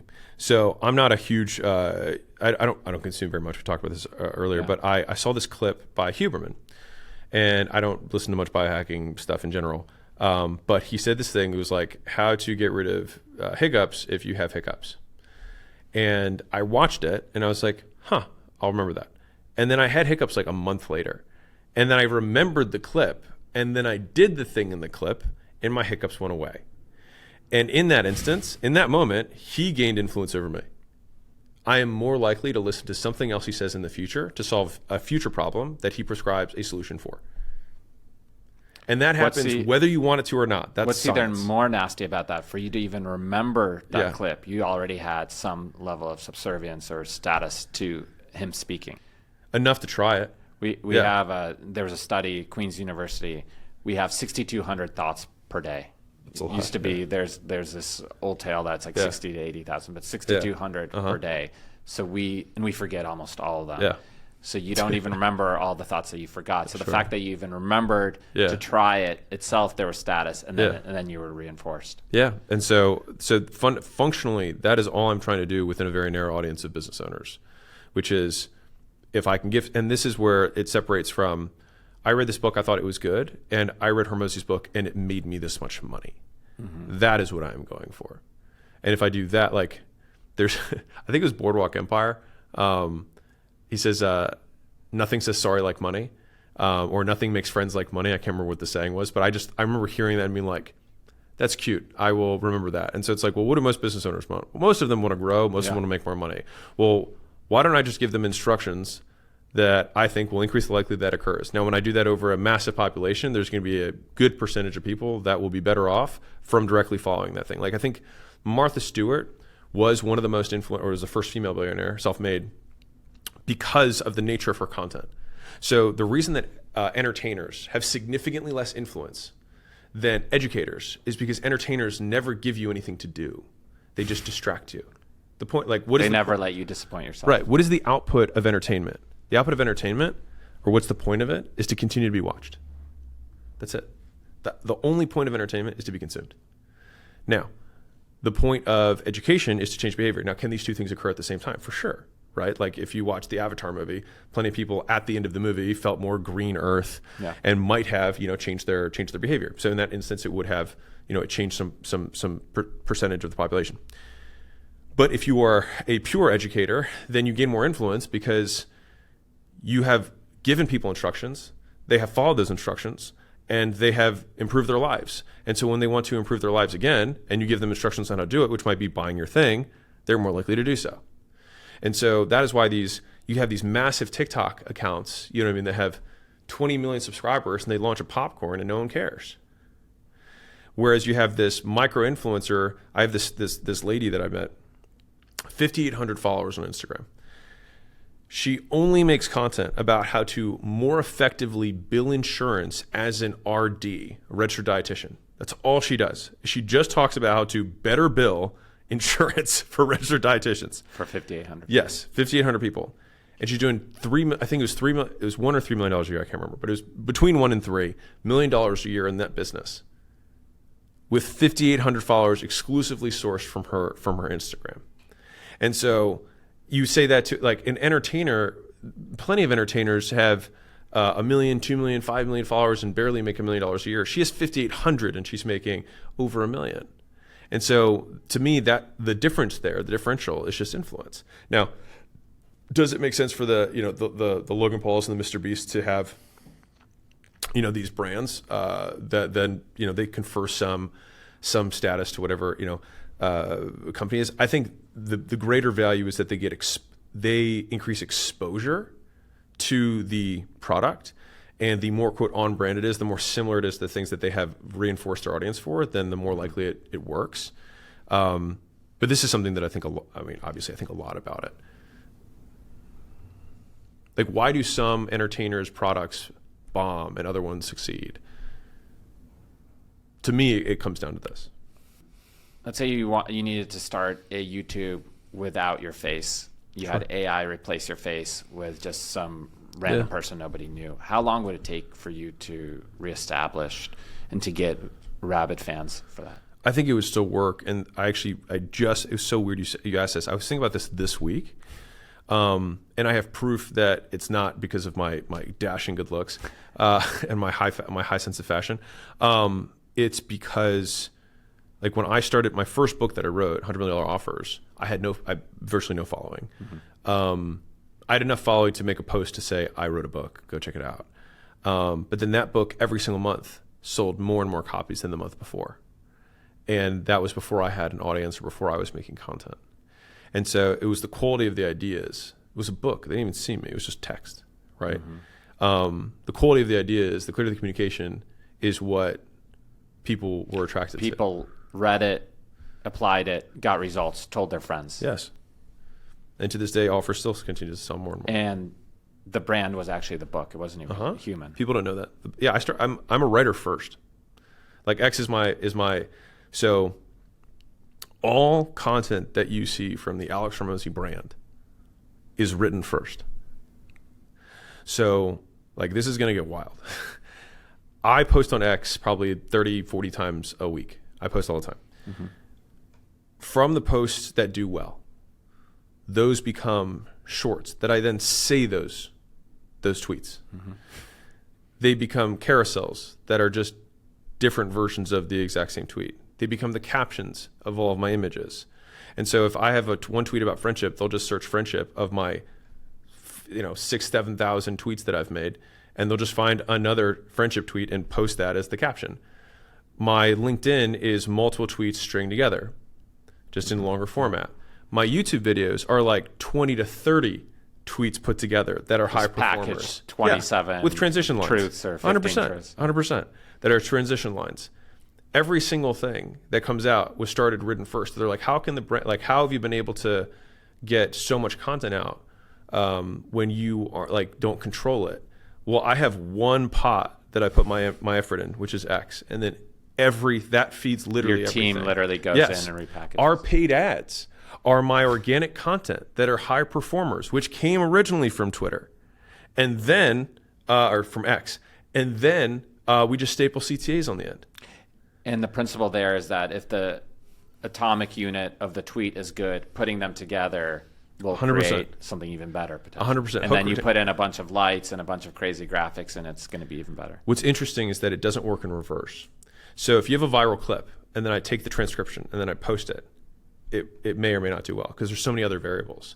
But if the foundational unit of just black and white text, the idea, the words are interesting or compelling or clear, you can do it in another format, it works. When you have an original idea, how much of it is something you've heard before, or said other words, or is there such a thing as a truly original idea? I would say that the majority of my tweets come in response to things.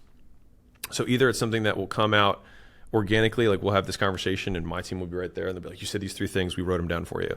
And then I'll just tweet those out. Or I'll scroll, I'll see something that'll trigger some sort of like, well, that's retarded. And then I'll basically tweet a response to something that I won't call out. And so that's why sometimes my tweets are emotionally charged, just because like they're typically me responding to either something that happened, like somebody shows up late and says something and I'm like, people want to get these, because like I'm like, this person wanted a promotion and he didn't show up, he showed up late to a meeting. I'm like, what are we talking about here? Right. So then I probably have some, triggering tweet about being on time and how people don't even do that and they want the world. Right. And then that would probably get some people upset on LinkedIn and others like, you should, whatever. And so that's the core of how everything that I have is spread. But to loop to the original of like, if I had a faceless account, would it work? I think so, because it's the ideas. And clarity of communication, to your point. Do I think it's original? No. I think the thing that makes the content maybe slightly differentiated from other people's is, number one, is I always try and state the facts and tell the truth and focus only on the observable. And I talk in terms of behavior. And so the nice thing is that if you have those 2 filters and you apply it to all content, you can filter out the vast majority of content because it's mostly noise. People just like quite literally know people just making noise with their face and just saying words that they've never defined and not telling people to do anything and mostly entertaining when they think they're educating. And so it serves as a wonderful filter for consuming information. But in terms of dispensing, the word concision becomes so much tighter that the quote value per word or value per second goes way up because you actually can do something with this. One of the topics you talk a lot about is doing things that other people may not approve of. Yeah. And now with your social network, you're around many billionaires and you get to observe them. What is something that billionaires do that would surprise the majority of the population? I don't know if it would surprise them, but I guess it would probably be jarring for many of them in close quarters, is they would probably be surprised by the level of agency that billionaires will demonstrate. Like almost all of them are just, they come up to their own conclusions on their own. And if everyone disagrees with them, then great, because they got there by disagreeing with the masses. And so like, you can't have an exceptional outcome and also do what everyone else does. Like they're antithetical, like you can't. Mm-hmm. And so you're, kind of by definition going to get people who reason for themselves. And I think that that's like, it's such an underappreciated and underestimated component of success to get outsized returns. You can get beta, right? You can get the normal returns. And I say not just from an investing perspective, just from like a life perspective. If you just like get life beta, right? If you just follow the norms, like you will get a normal outcome. If you don't want a normal outcome, then by definition, you can't follow the norm, which then means that you will be an outcast. You'll be in the out group. You will be not the norm. And then people have to, in some way, resolve that discrepancy or that apparent discrepancy. And so, and the more outsized the return you want, typically, almost like the more willing to disagree, or willing to disagree with convention you have to be. And so, I would say that that's probably a huge through line for all of them. Beyond that, they focus on leverage, focus on what they're going to get, return on time, return on effort. I see that as a huge thing. And if you are able to make decisions for yourself and get the highest returns possible, which is only enabled by making decisions for yourself, then you typically get better returns than people who don't. I've interviewed now 8 billionaires. I found two necessary components. One is going non-consensus, doing something away from everybody else for many years, typically. And 2 is some compounding. Either it's network effects where it's like Facebook, every new user, or it's some marketing advantage or some financial advantage. So it's literally like running in the opposite direction. Everyone's walking in one direction. You're not only going in the opposite direction, you're sprinting. You're all in. Like 90 miles per hour. And everyone's looking at you like you're an absolute crazy maniac. No, but I think, and for like 9 years. And people, I think that's one of the things. People do not realize how painful that is for 9 years. This is why I think that first point that you made and I just made about like being willing to buck consensus or reason from first principles, reasons for yourself, is that if you only believe what you believe or act in the way that you act because of other people's approval or it was because someone else's idea, it's very difficult to maintain conviction for an extended period of time. And so if you find yourself waffling, it's simply because the ideas that you're adhering to are not your own.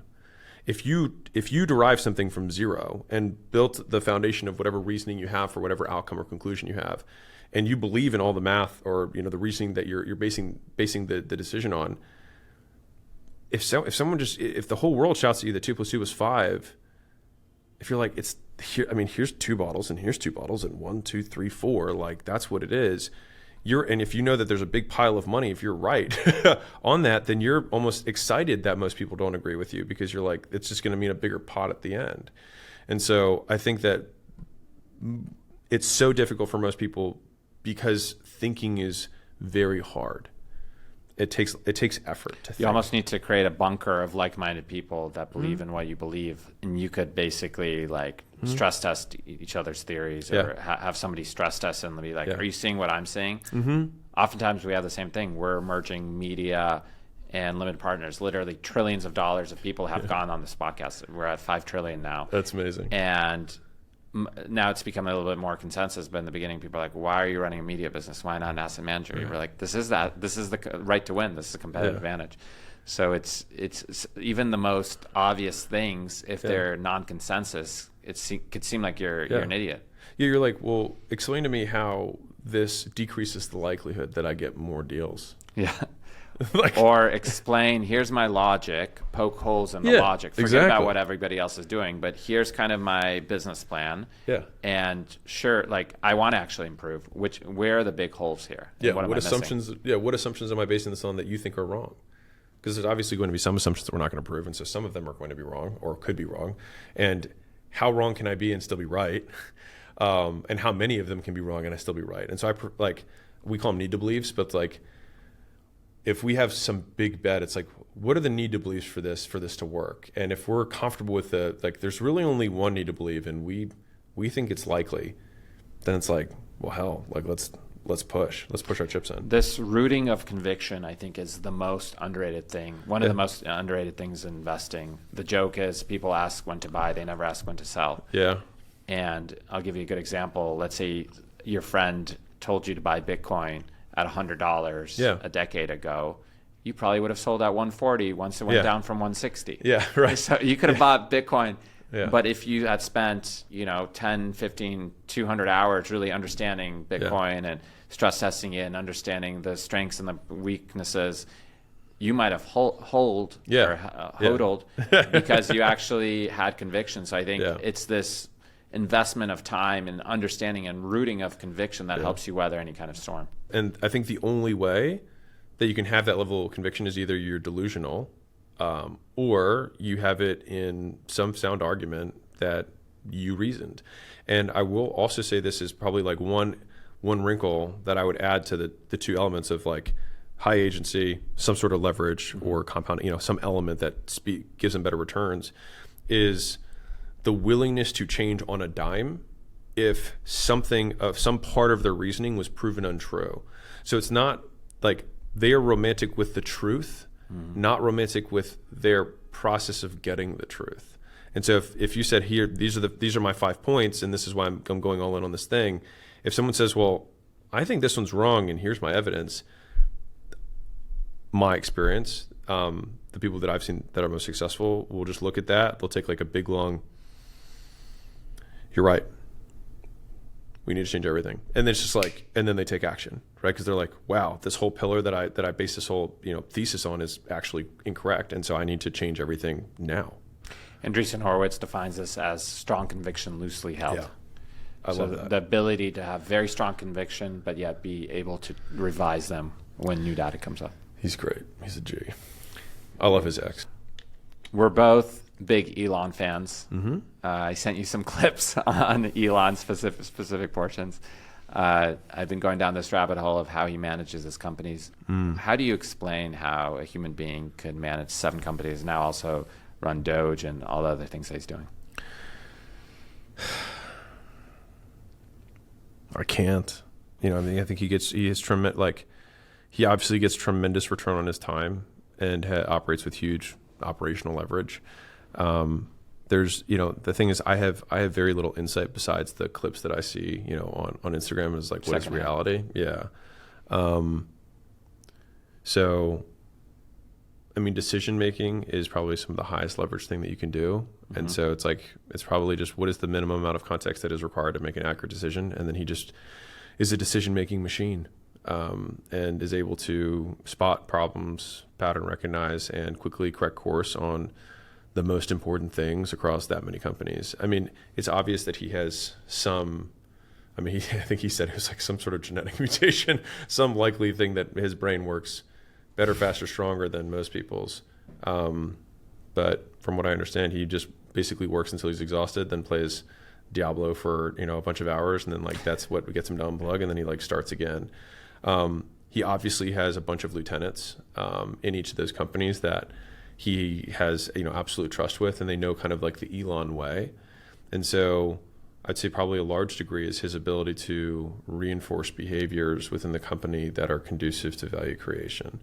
And so that has to happen from the top down in terms of what culture exists at SpaceX or Tesla or the Boring Company, where they operate with this, in his words, a maniacal sense of urgency at all times. And I think a big part of that is, one of the things that I think Elon has been exceptional at, which is something that it's actually a deficiency of mine, something I'm working on, is he's very good at painting a very clear vision for the future, which is typically a big amorphous word for, someone like me to say. But, we're trying to make human life multiplanetary. Okay, that's a gigantic goal. And in order for that to occur, we need to have solar power. In order for that to occur, we would need to have cars that work on electricity. In order for that to occur, we need batteries. In order for that to occur, we would need tunnel technology. In order for that to occur, we would need to have freedom of speech. And so he has somehow, because of this massive thing that he wants, linked every one of his companies to we're saving the world. Mm-hmm. And I think that people will bend over backwards and work 100 times harder to save the world than they will for just about anything else. And they will also sustain and endure significantly more pain. So there's this study was done. I wish I could remember what the name was, but basically your ability to endure pain on behalf of somebody else is 5 times greater than your ability to endure pain on your own. So if Jessica's in the other room and it was you take a shock or she takes a shock, your ability to sustain higher and higher levels of shock is supernaturally higher if you know you're saving her from the shock. If it's just you tap out way sooner. And so I think that can be generalized to people stormed the beach of Normandy to save the world functionally at the time, right? And so I think that he has created that environment where everyone feels as though they're saving the world and acts in accordance with that. And so if we think about a vision and culture or values as very large bundled direction sets that included within them have hundreds of behavior sets underneath of them that orient behavior, then they are some of the highest leverage things that you can do in a company as the leader of the business. It's just difficult. It's rare. It's not common that our bank is saving the world. We're going to have banking in space. How do you tie that? My fund is going to get a good, how do you really get everyone that level of motivated? And I think that to me is like, obviously he's got the deep technical expertise. Obviously he's a maniac with his time and all that stuff. But I think that he's able to get that level of behavior change across hundreds of, I don't know how many employees he has, lots, because of how everyone's oriented towards that goal. Do you want me to take a stab at this one? Please. I'm like the one-eyed man in the land of the blind. I've had probably dozens of conversations. So I've seen a couple of aspects. Yeah. One is he fundamentally redefines what the CEO title. He even had this whole tweet how CEO is a made-up title. So when you apply for Delaware C Corp, there is no CEO title. So it is fundamentally made up. Yeah. So he doesn't do things like operations and things like that. There's probably for everything that he doesn't do 100 different things. So first of all, he fundamentally focuses on a couple things. What he focuses on is really his brand. His brand allows him to recruit the very top engineers in the world. I interviewed Jamie Gull, who previously worked at SpaceX, and one of the things that he said that there was a lot of people at SpaceX that were lifers because they couldn't find a bigger mission. Yeah. They believed, and I think appropriately so, that human beings going to Mars was important for the species to survive. So one aspect is he uses brand in recruiting. The other thing, the most interesting tactical thing, which was popularized by Mark Andreessen, is he goes into his companies and he deals with one issue a week. And he sits down with people, 5 to 15-minute meetings, and he says, what is your number one issue? Yeah. And he helps them solve that, which has two effects. One is they're constantly getting rid of their constraints. They're constantly removing their bottleneck at speed. And this kind of bleeds into the fourth aspect, is he is a player coach. Yeah. He is in the cockpit. He is working the 100-hour weeks. Yeah. He's not telling people, this is my mission, now you go and I'll be on a yacht. Sure. He is in the arena battling the bulls with everybody, and I think that really has huge effect on the culture and huge effect on recruiting. I think the more interesting question is, how did he start SpaceX before he was Elon? Kind of like, how did you start with $100 million offers? Yeah. I have theories on that, but today he just keeps on leveraging his existing, which is recruiting and brand, and those are interlinked. And when you go to these highly technical problems, there's actually the most finite resource is actually not money, it's actually engineering. Talent, the top engineers in the world. Yeah. The 10x or the 100x engineers, and he has a large market share of that. And sometimes they even transfer companies. That's what I've been able to gather so far. I love that. And so I took two things, then one add-on. So the helping them solve in these 5 or 15-minute meetings, whatever the one problem is, also force functions them to prioritize. So if you're going to bring one thing to Elon, what their one problem is. Exactly. It's like just that alone probably generates a huge alpha for the business.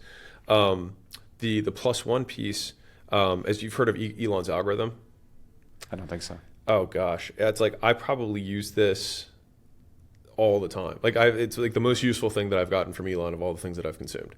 So it's the 5-step process that they apply at SpaceX, but they apply it to everything. And he now just refers to it as the algorithm, which is question the requirements, delete all the unnecessary or dumb rules or requirements, optimize, then pull up timelines, then automate.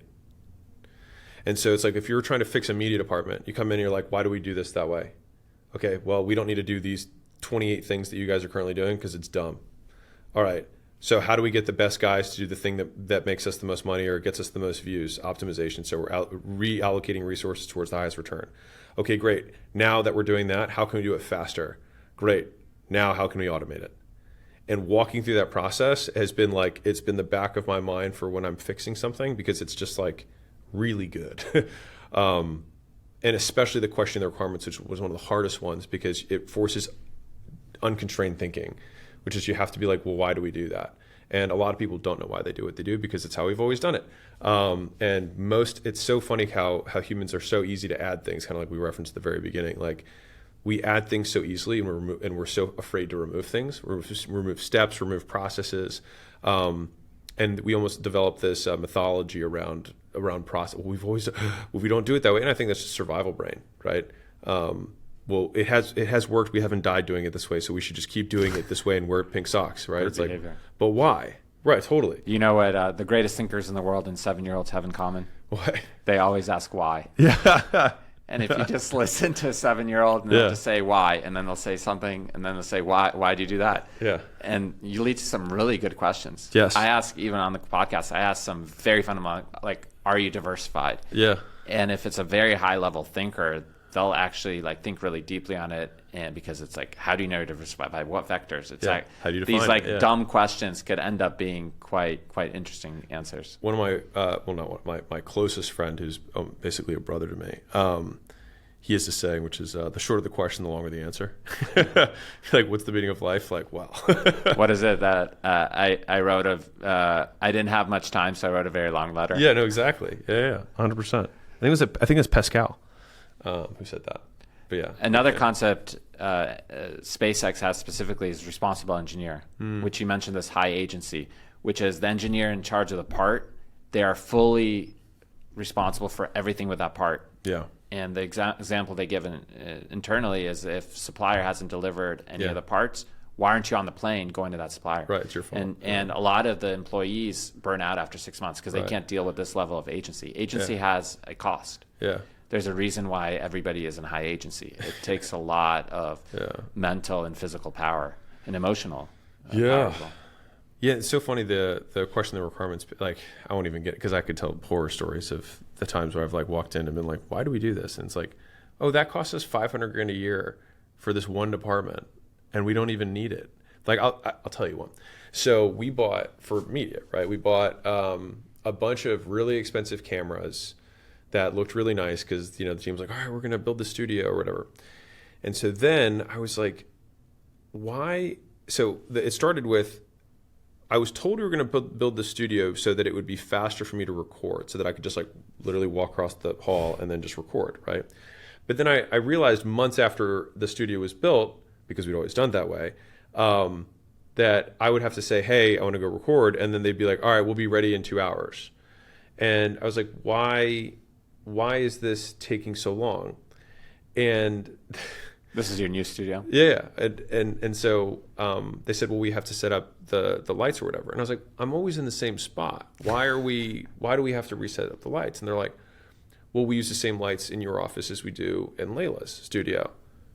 And I was like, well, how much do lights cost? And they were like, it's like $2,000. And I was like, so I spent $500,000 on this studio, and we didn't think to spend $2,000 on the lights, which confers the main benefit of having the studio, which is we don't need to set it up and break it down.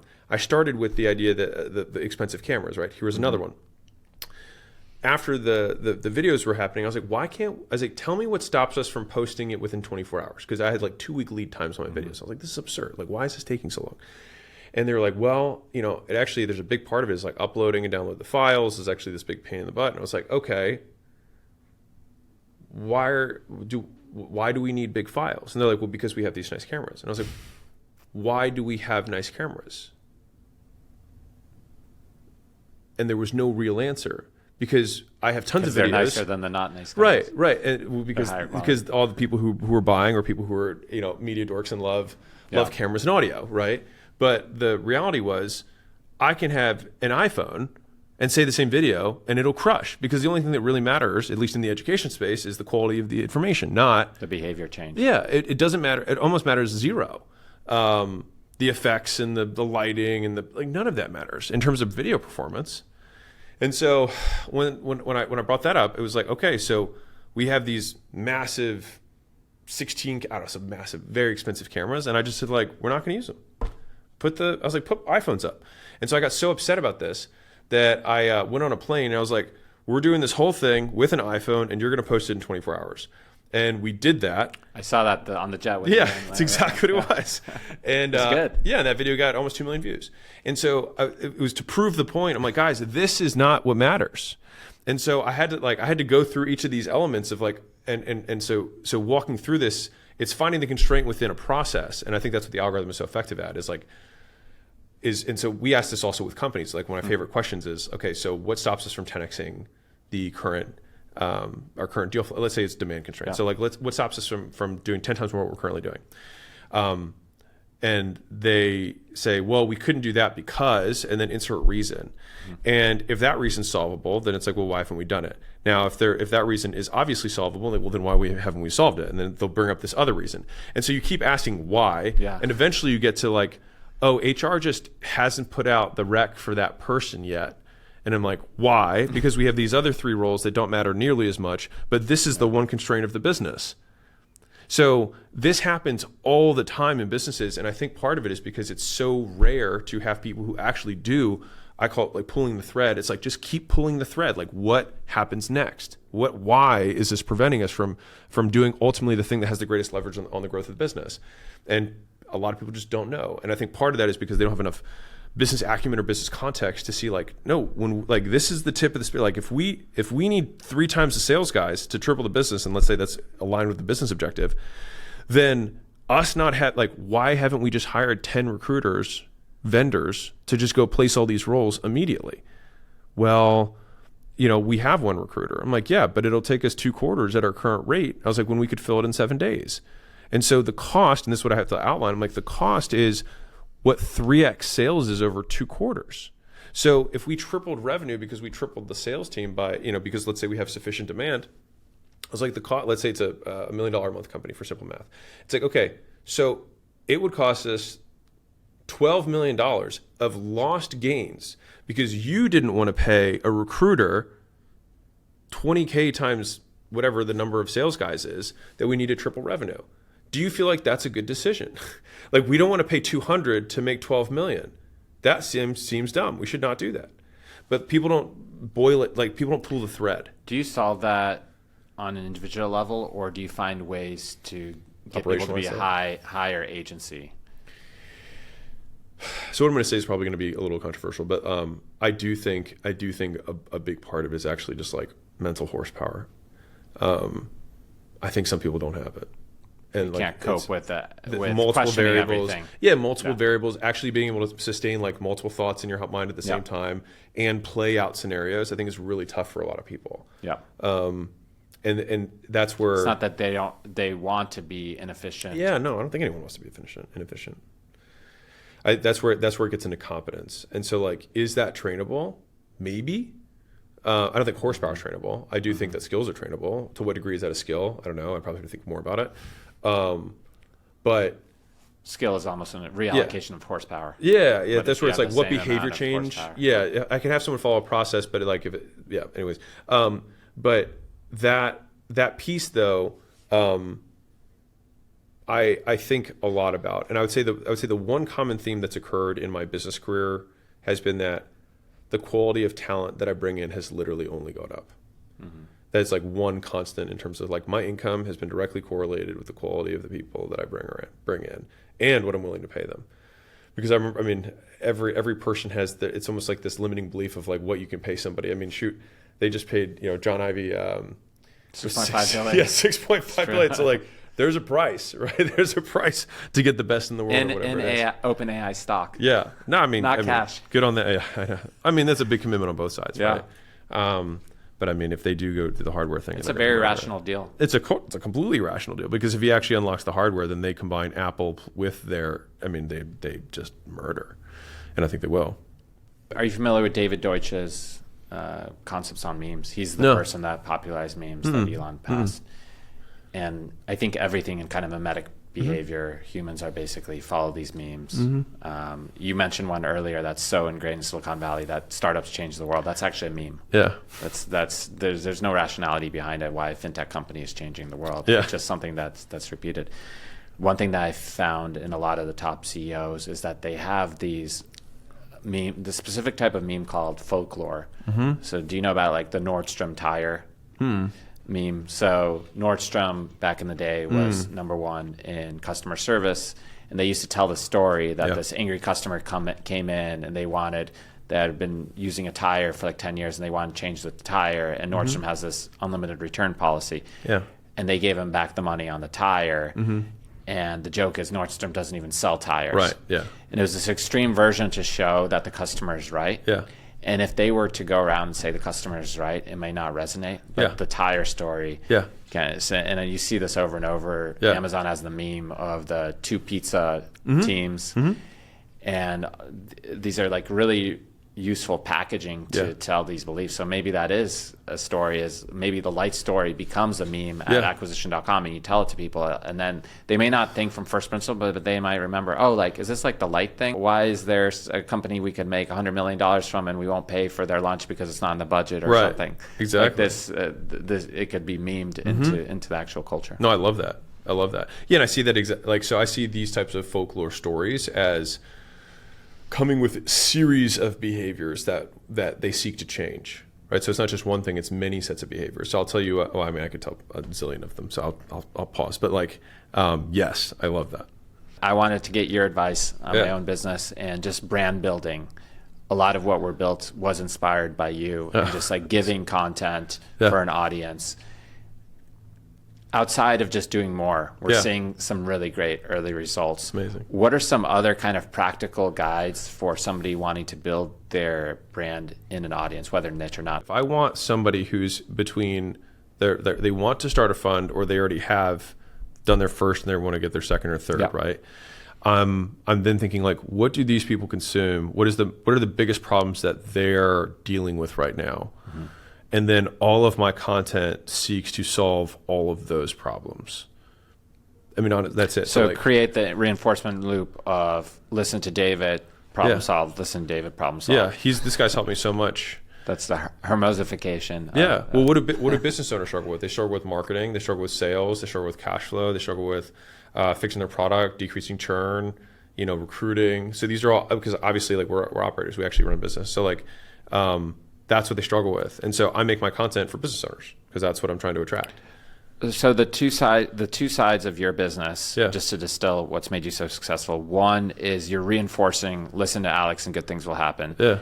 And 2 is actually you're building a surplus of goodwill. So there's both goodwill as well as trust in you as an operator of businesses to make them even more successful. Interesting, because the trusting about so I would get into, those seem similar to me, both those buckets, and probably derive from the same action set. And I think it just comes down to, does this increase the likelihood that someone would do something with me, for me? And if they have a history of positive reinforcement from me, then that likelihood increases. And that's I just leave it there. That's about it. Like goodwill, I just would redefine as a history of positive reinforcement. That's it.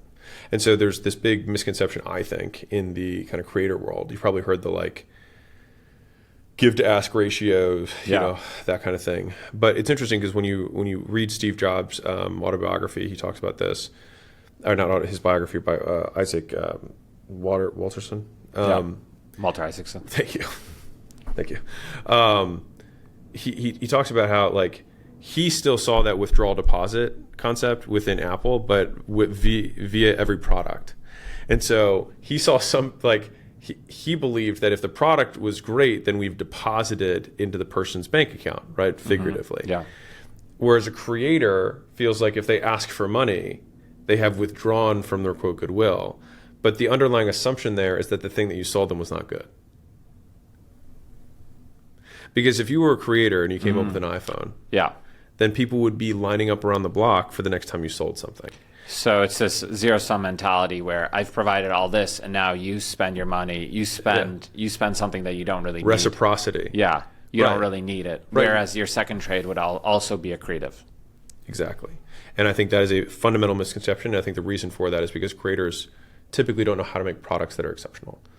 And they typically don't not always, but they sometimes don't have enough capital, or they aren't good at making products. They're good at making media. It's just a different skill set. So just to double click on that for acquisition.com. So you give all this content. They love it. You help them go through 1 to 10 million. Sure. They come to you at 10 million. Yeah. They're lucky enough for you to invest. Sure. You could take them to 100 million. So you're not taking 30%. You're saying this is mine for helping you. Right. You're actually you're helping them even further. Everybody wins. You're like, give me the opportunity to help you further. Yeah. And the reason that you can believe that I can help is because I already have.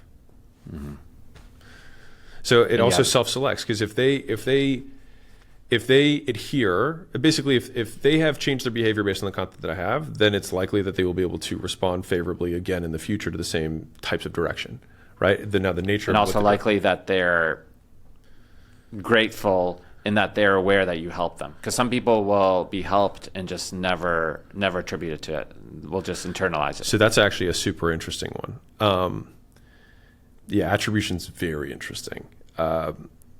Think about how tough it is to have something amazing happen in your life and say that wasn't me, that was that guy, or that was something else. Like, we usually take the opposite approach, which is everything that's good is because of me and everything that's bad is because of other people and circumstances. And so it's actually... Do you think that's true in successful people? I think it's true in humans. I think there's just degrees, like not binary. I think it's just a continuum. Probably some people are more this way, some people are that way. But no, 100% getting attribution. And this is why I think having directives that are so specific is so important. If I gave vague directions, right, that somebody has to derive behavior change from, then basically the more derivatives they have to do, then I think rightfully so, the more they should attribute that to themselves. Yeah. If I said, on this podcast, make it this headline and I will give you the thumbnail, and then it outperforms the click-through rate. Yeah. If you thought that was because your team did it, I would be like, that feels a bit odd. If I said, I think it should be you and me and both of our faces kind of, big in the middle, and this, let's start it with the tweet that we know already, performs best.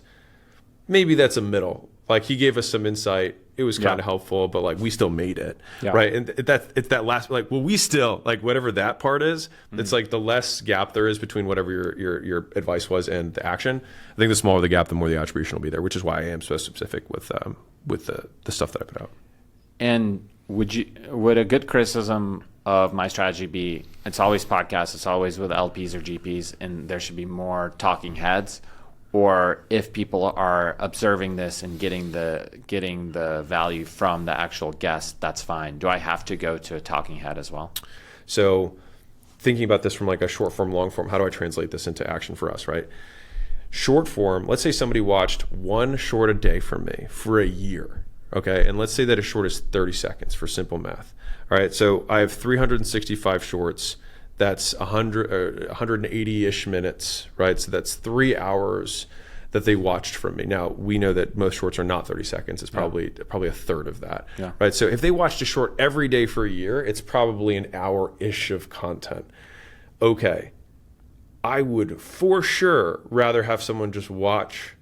I mean, I would probably like that frequency of exposure. Yeah. Like if it was 1 hour to 1 hour, but if I had to pick, I'd rather have a 3 hour podcast versus that. But that's, to me, I see the purpose of short form. Is that why podcasts are underrated medium?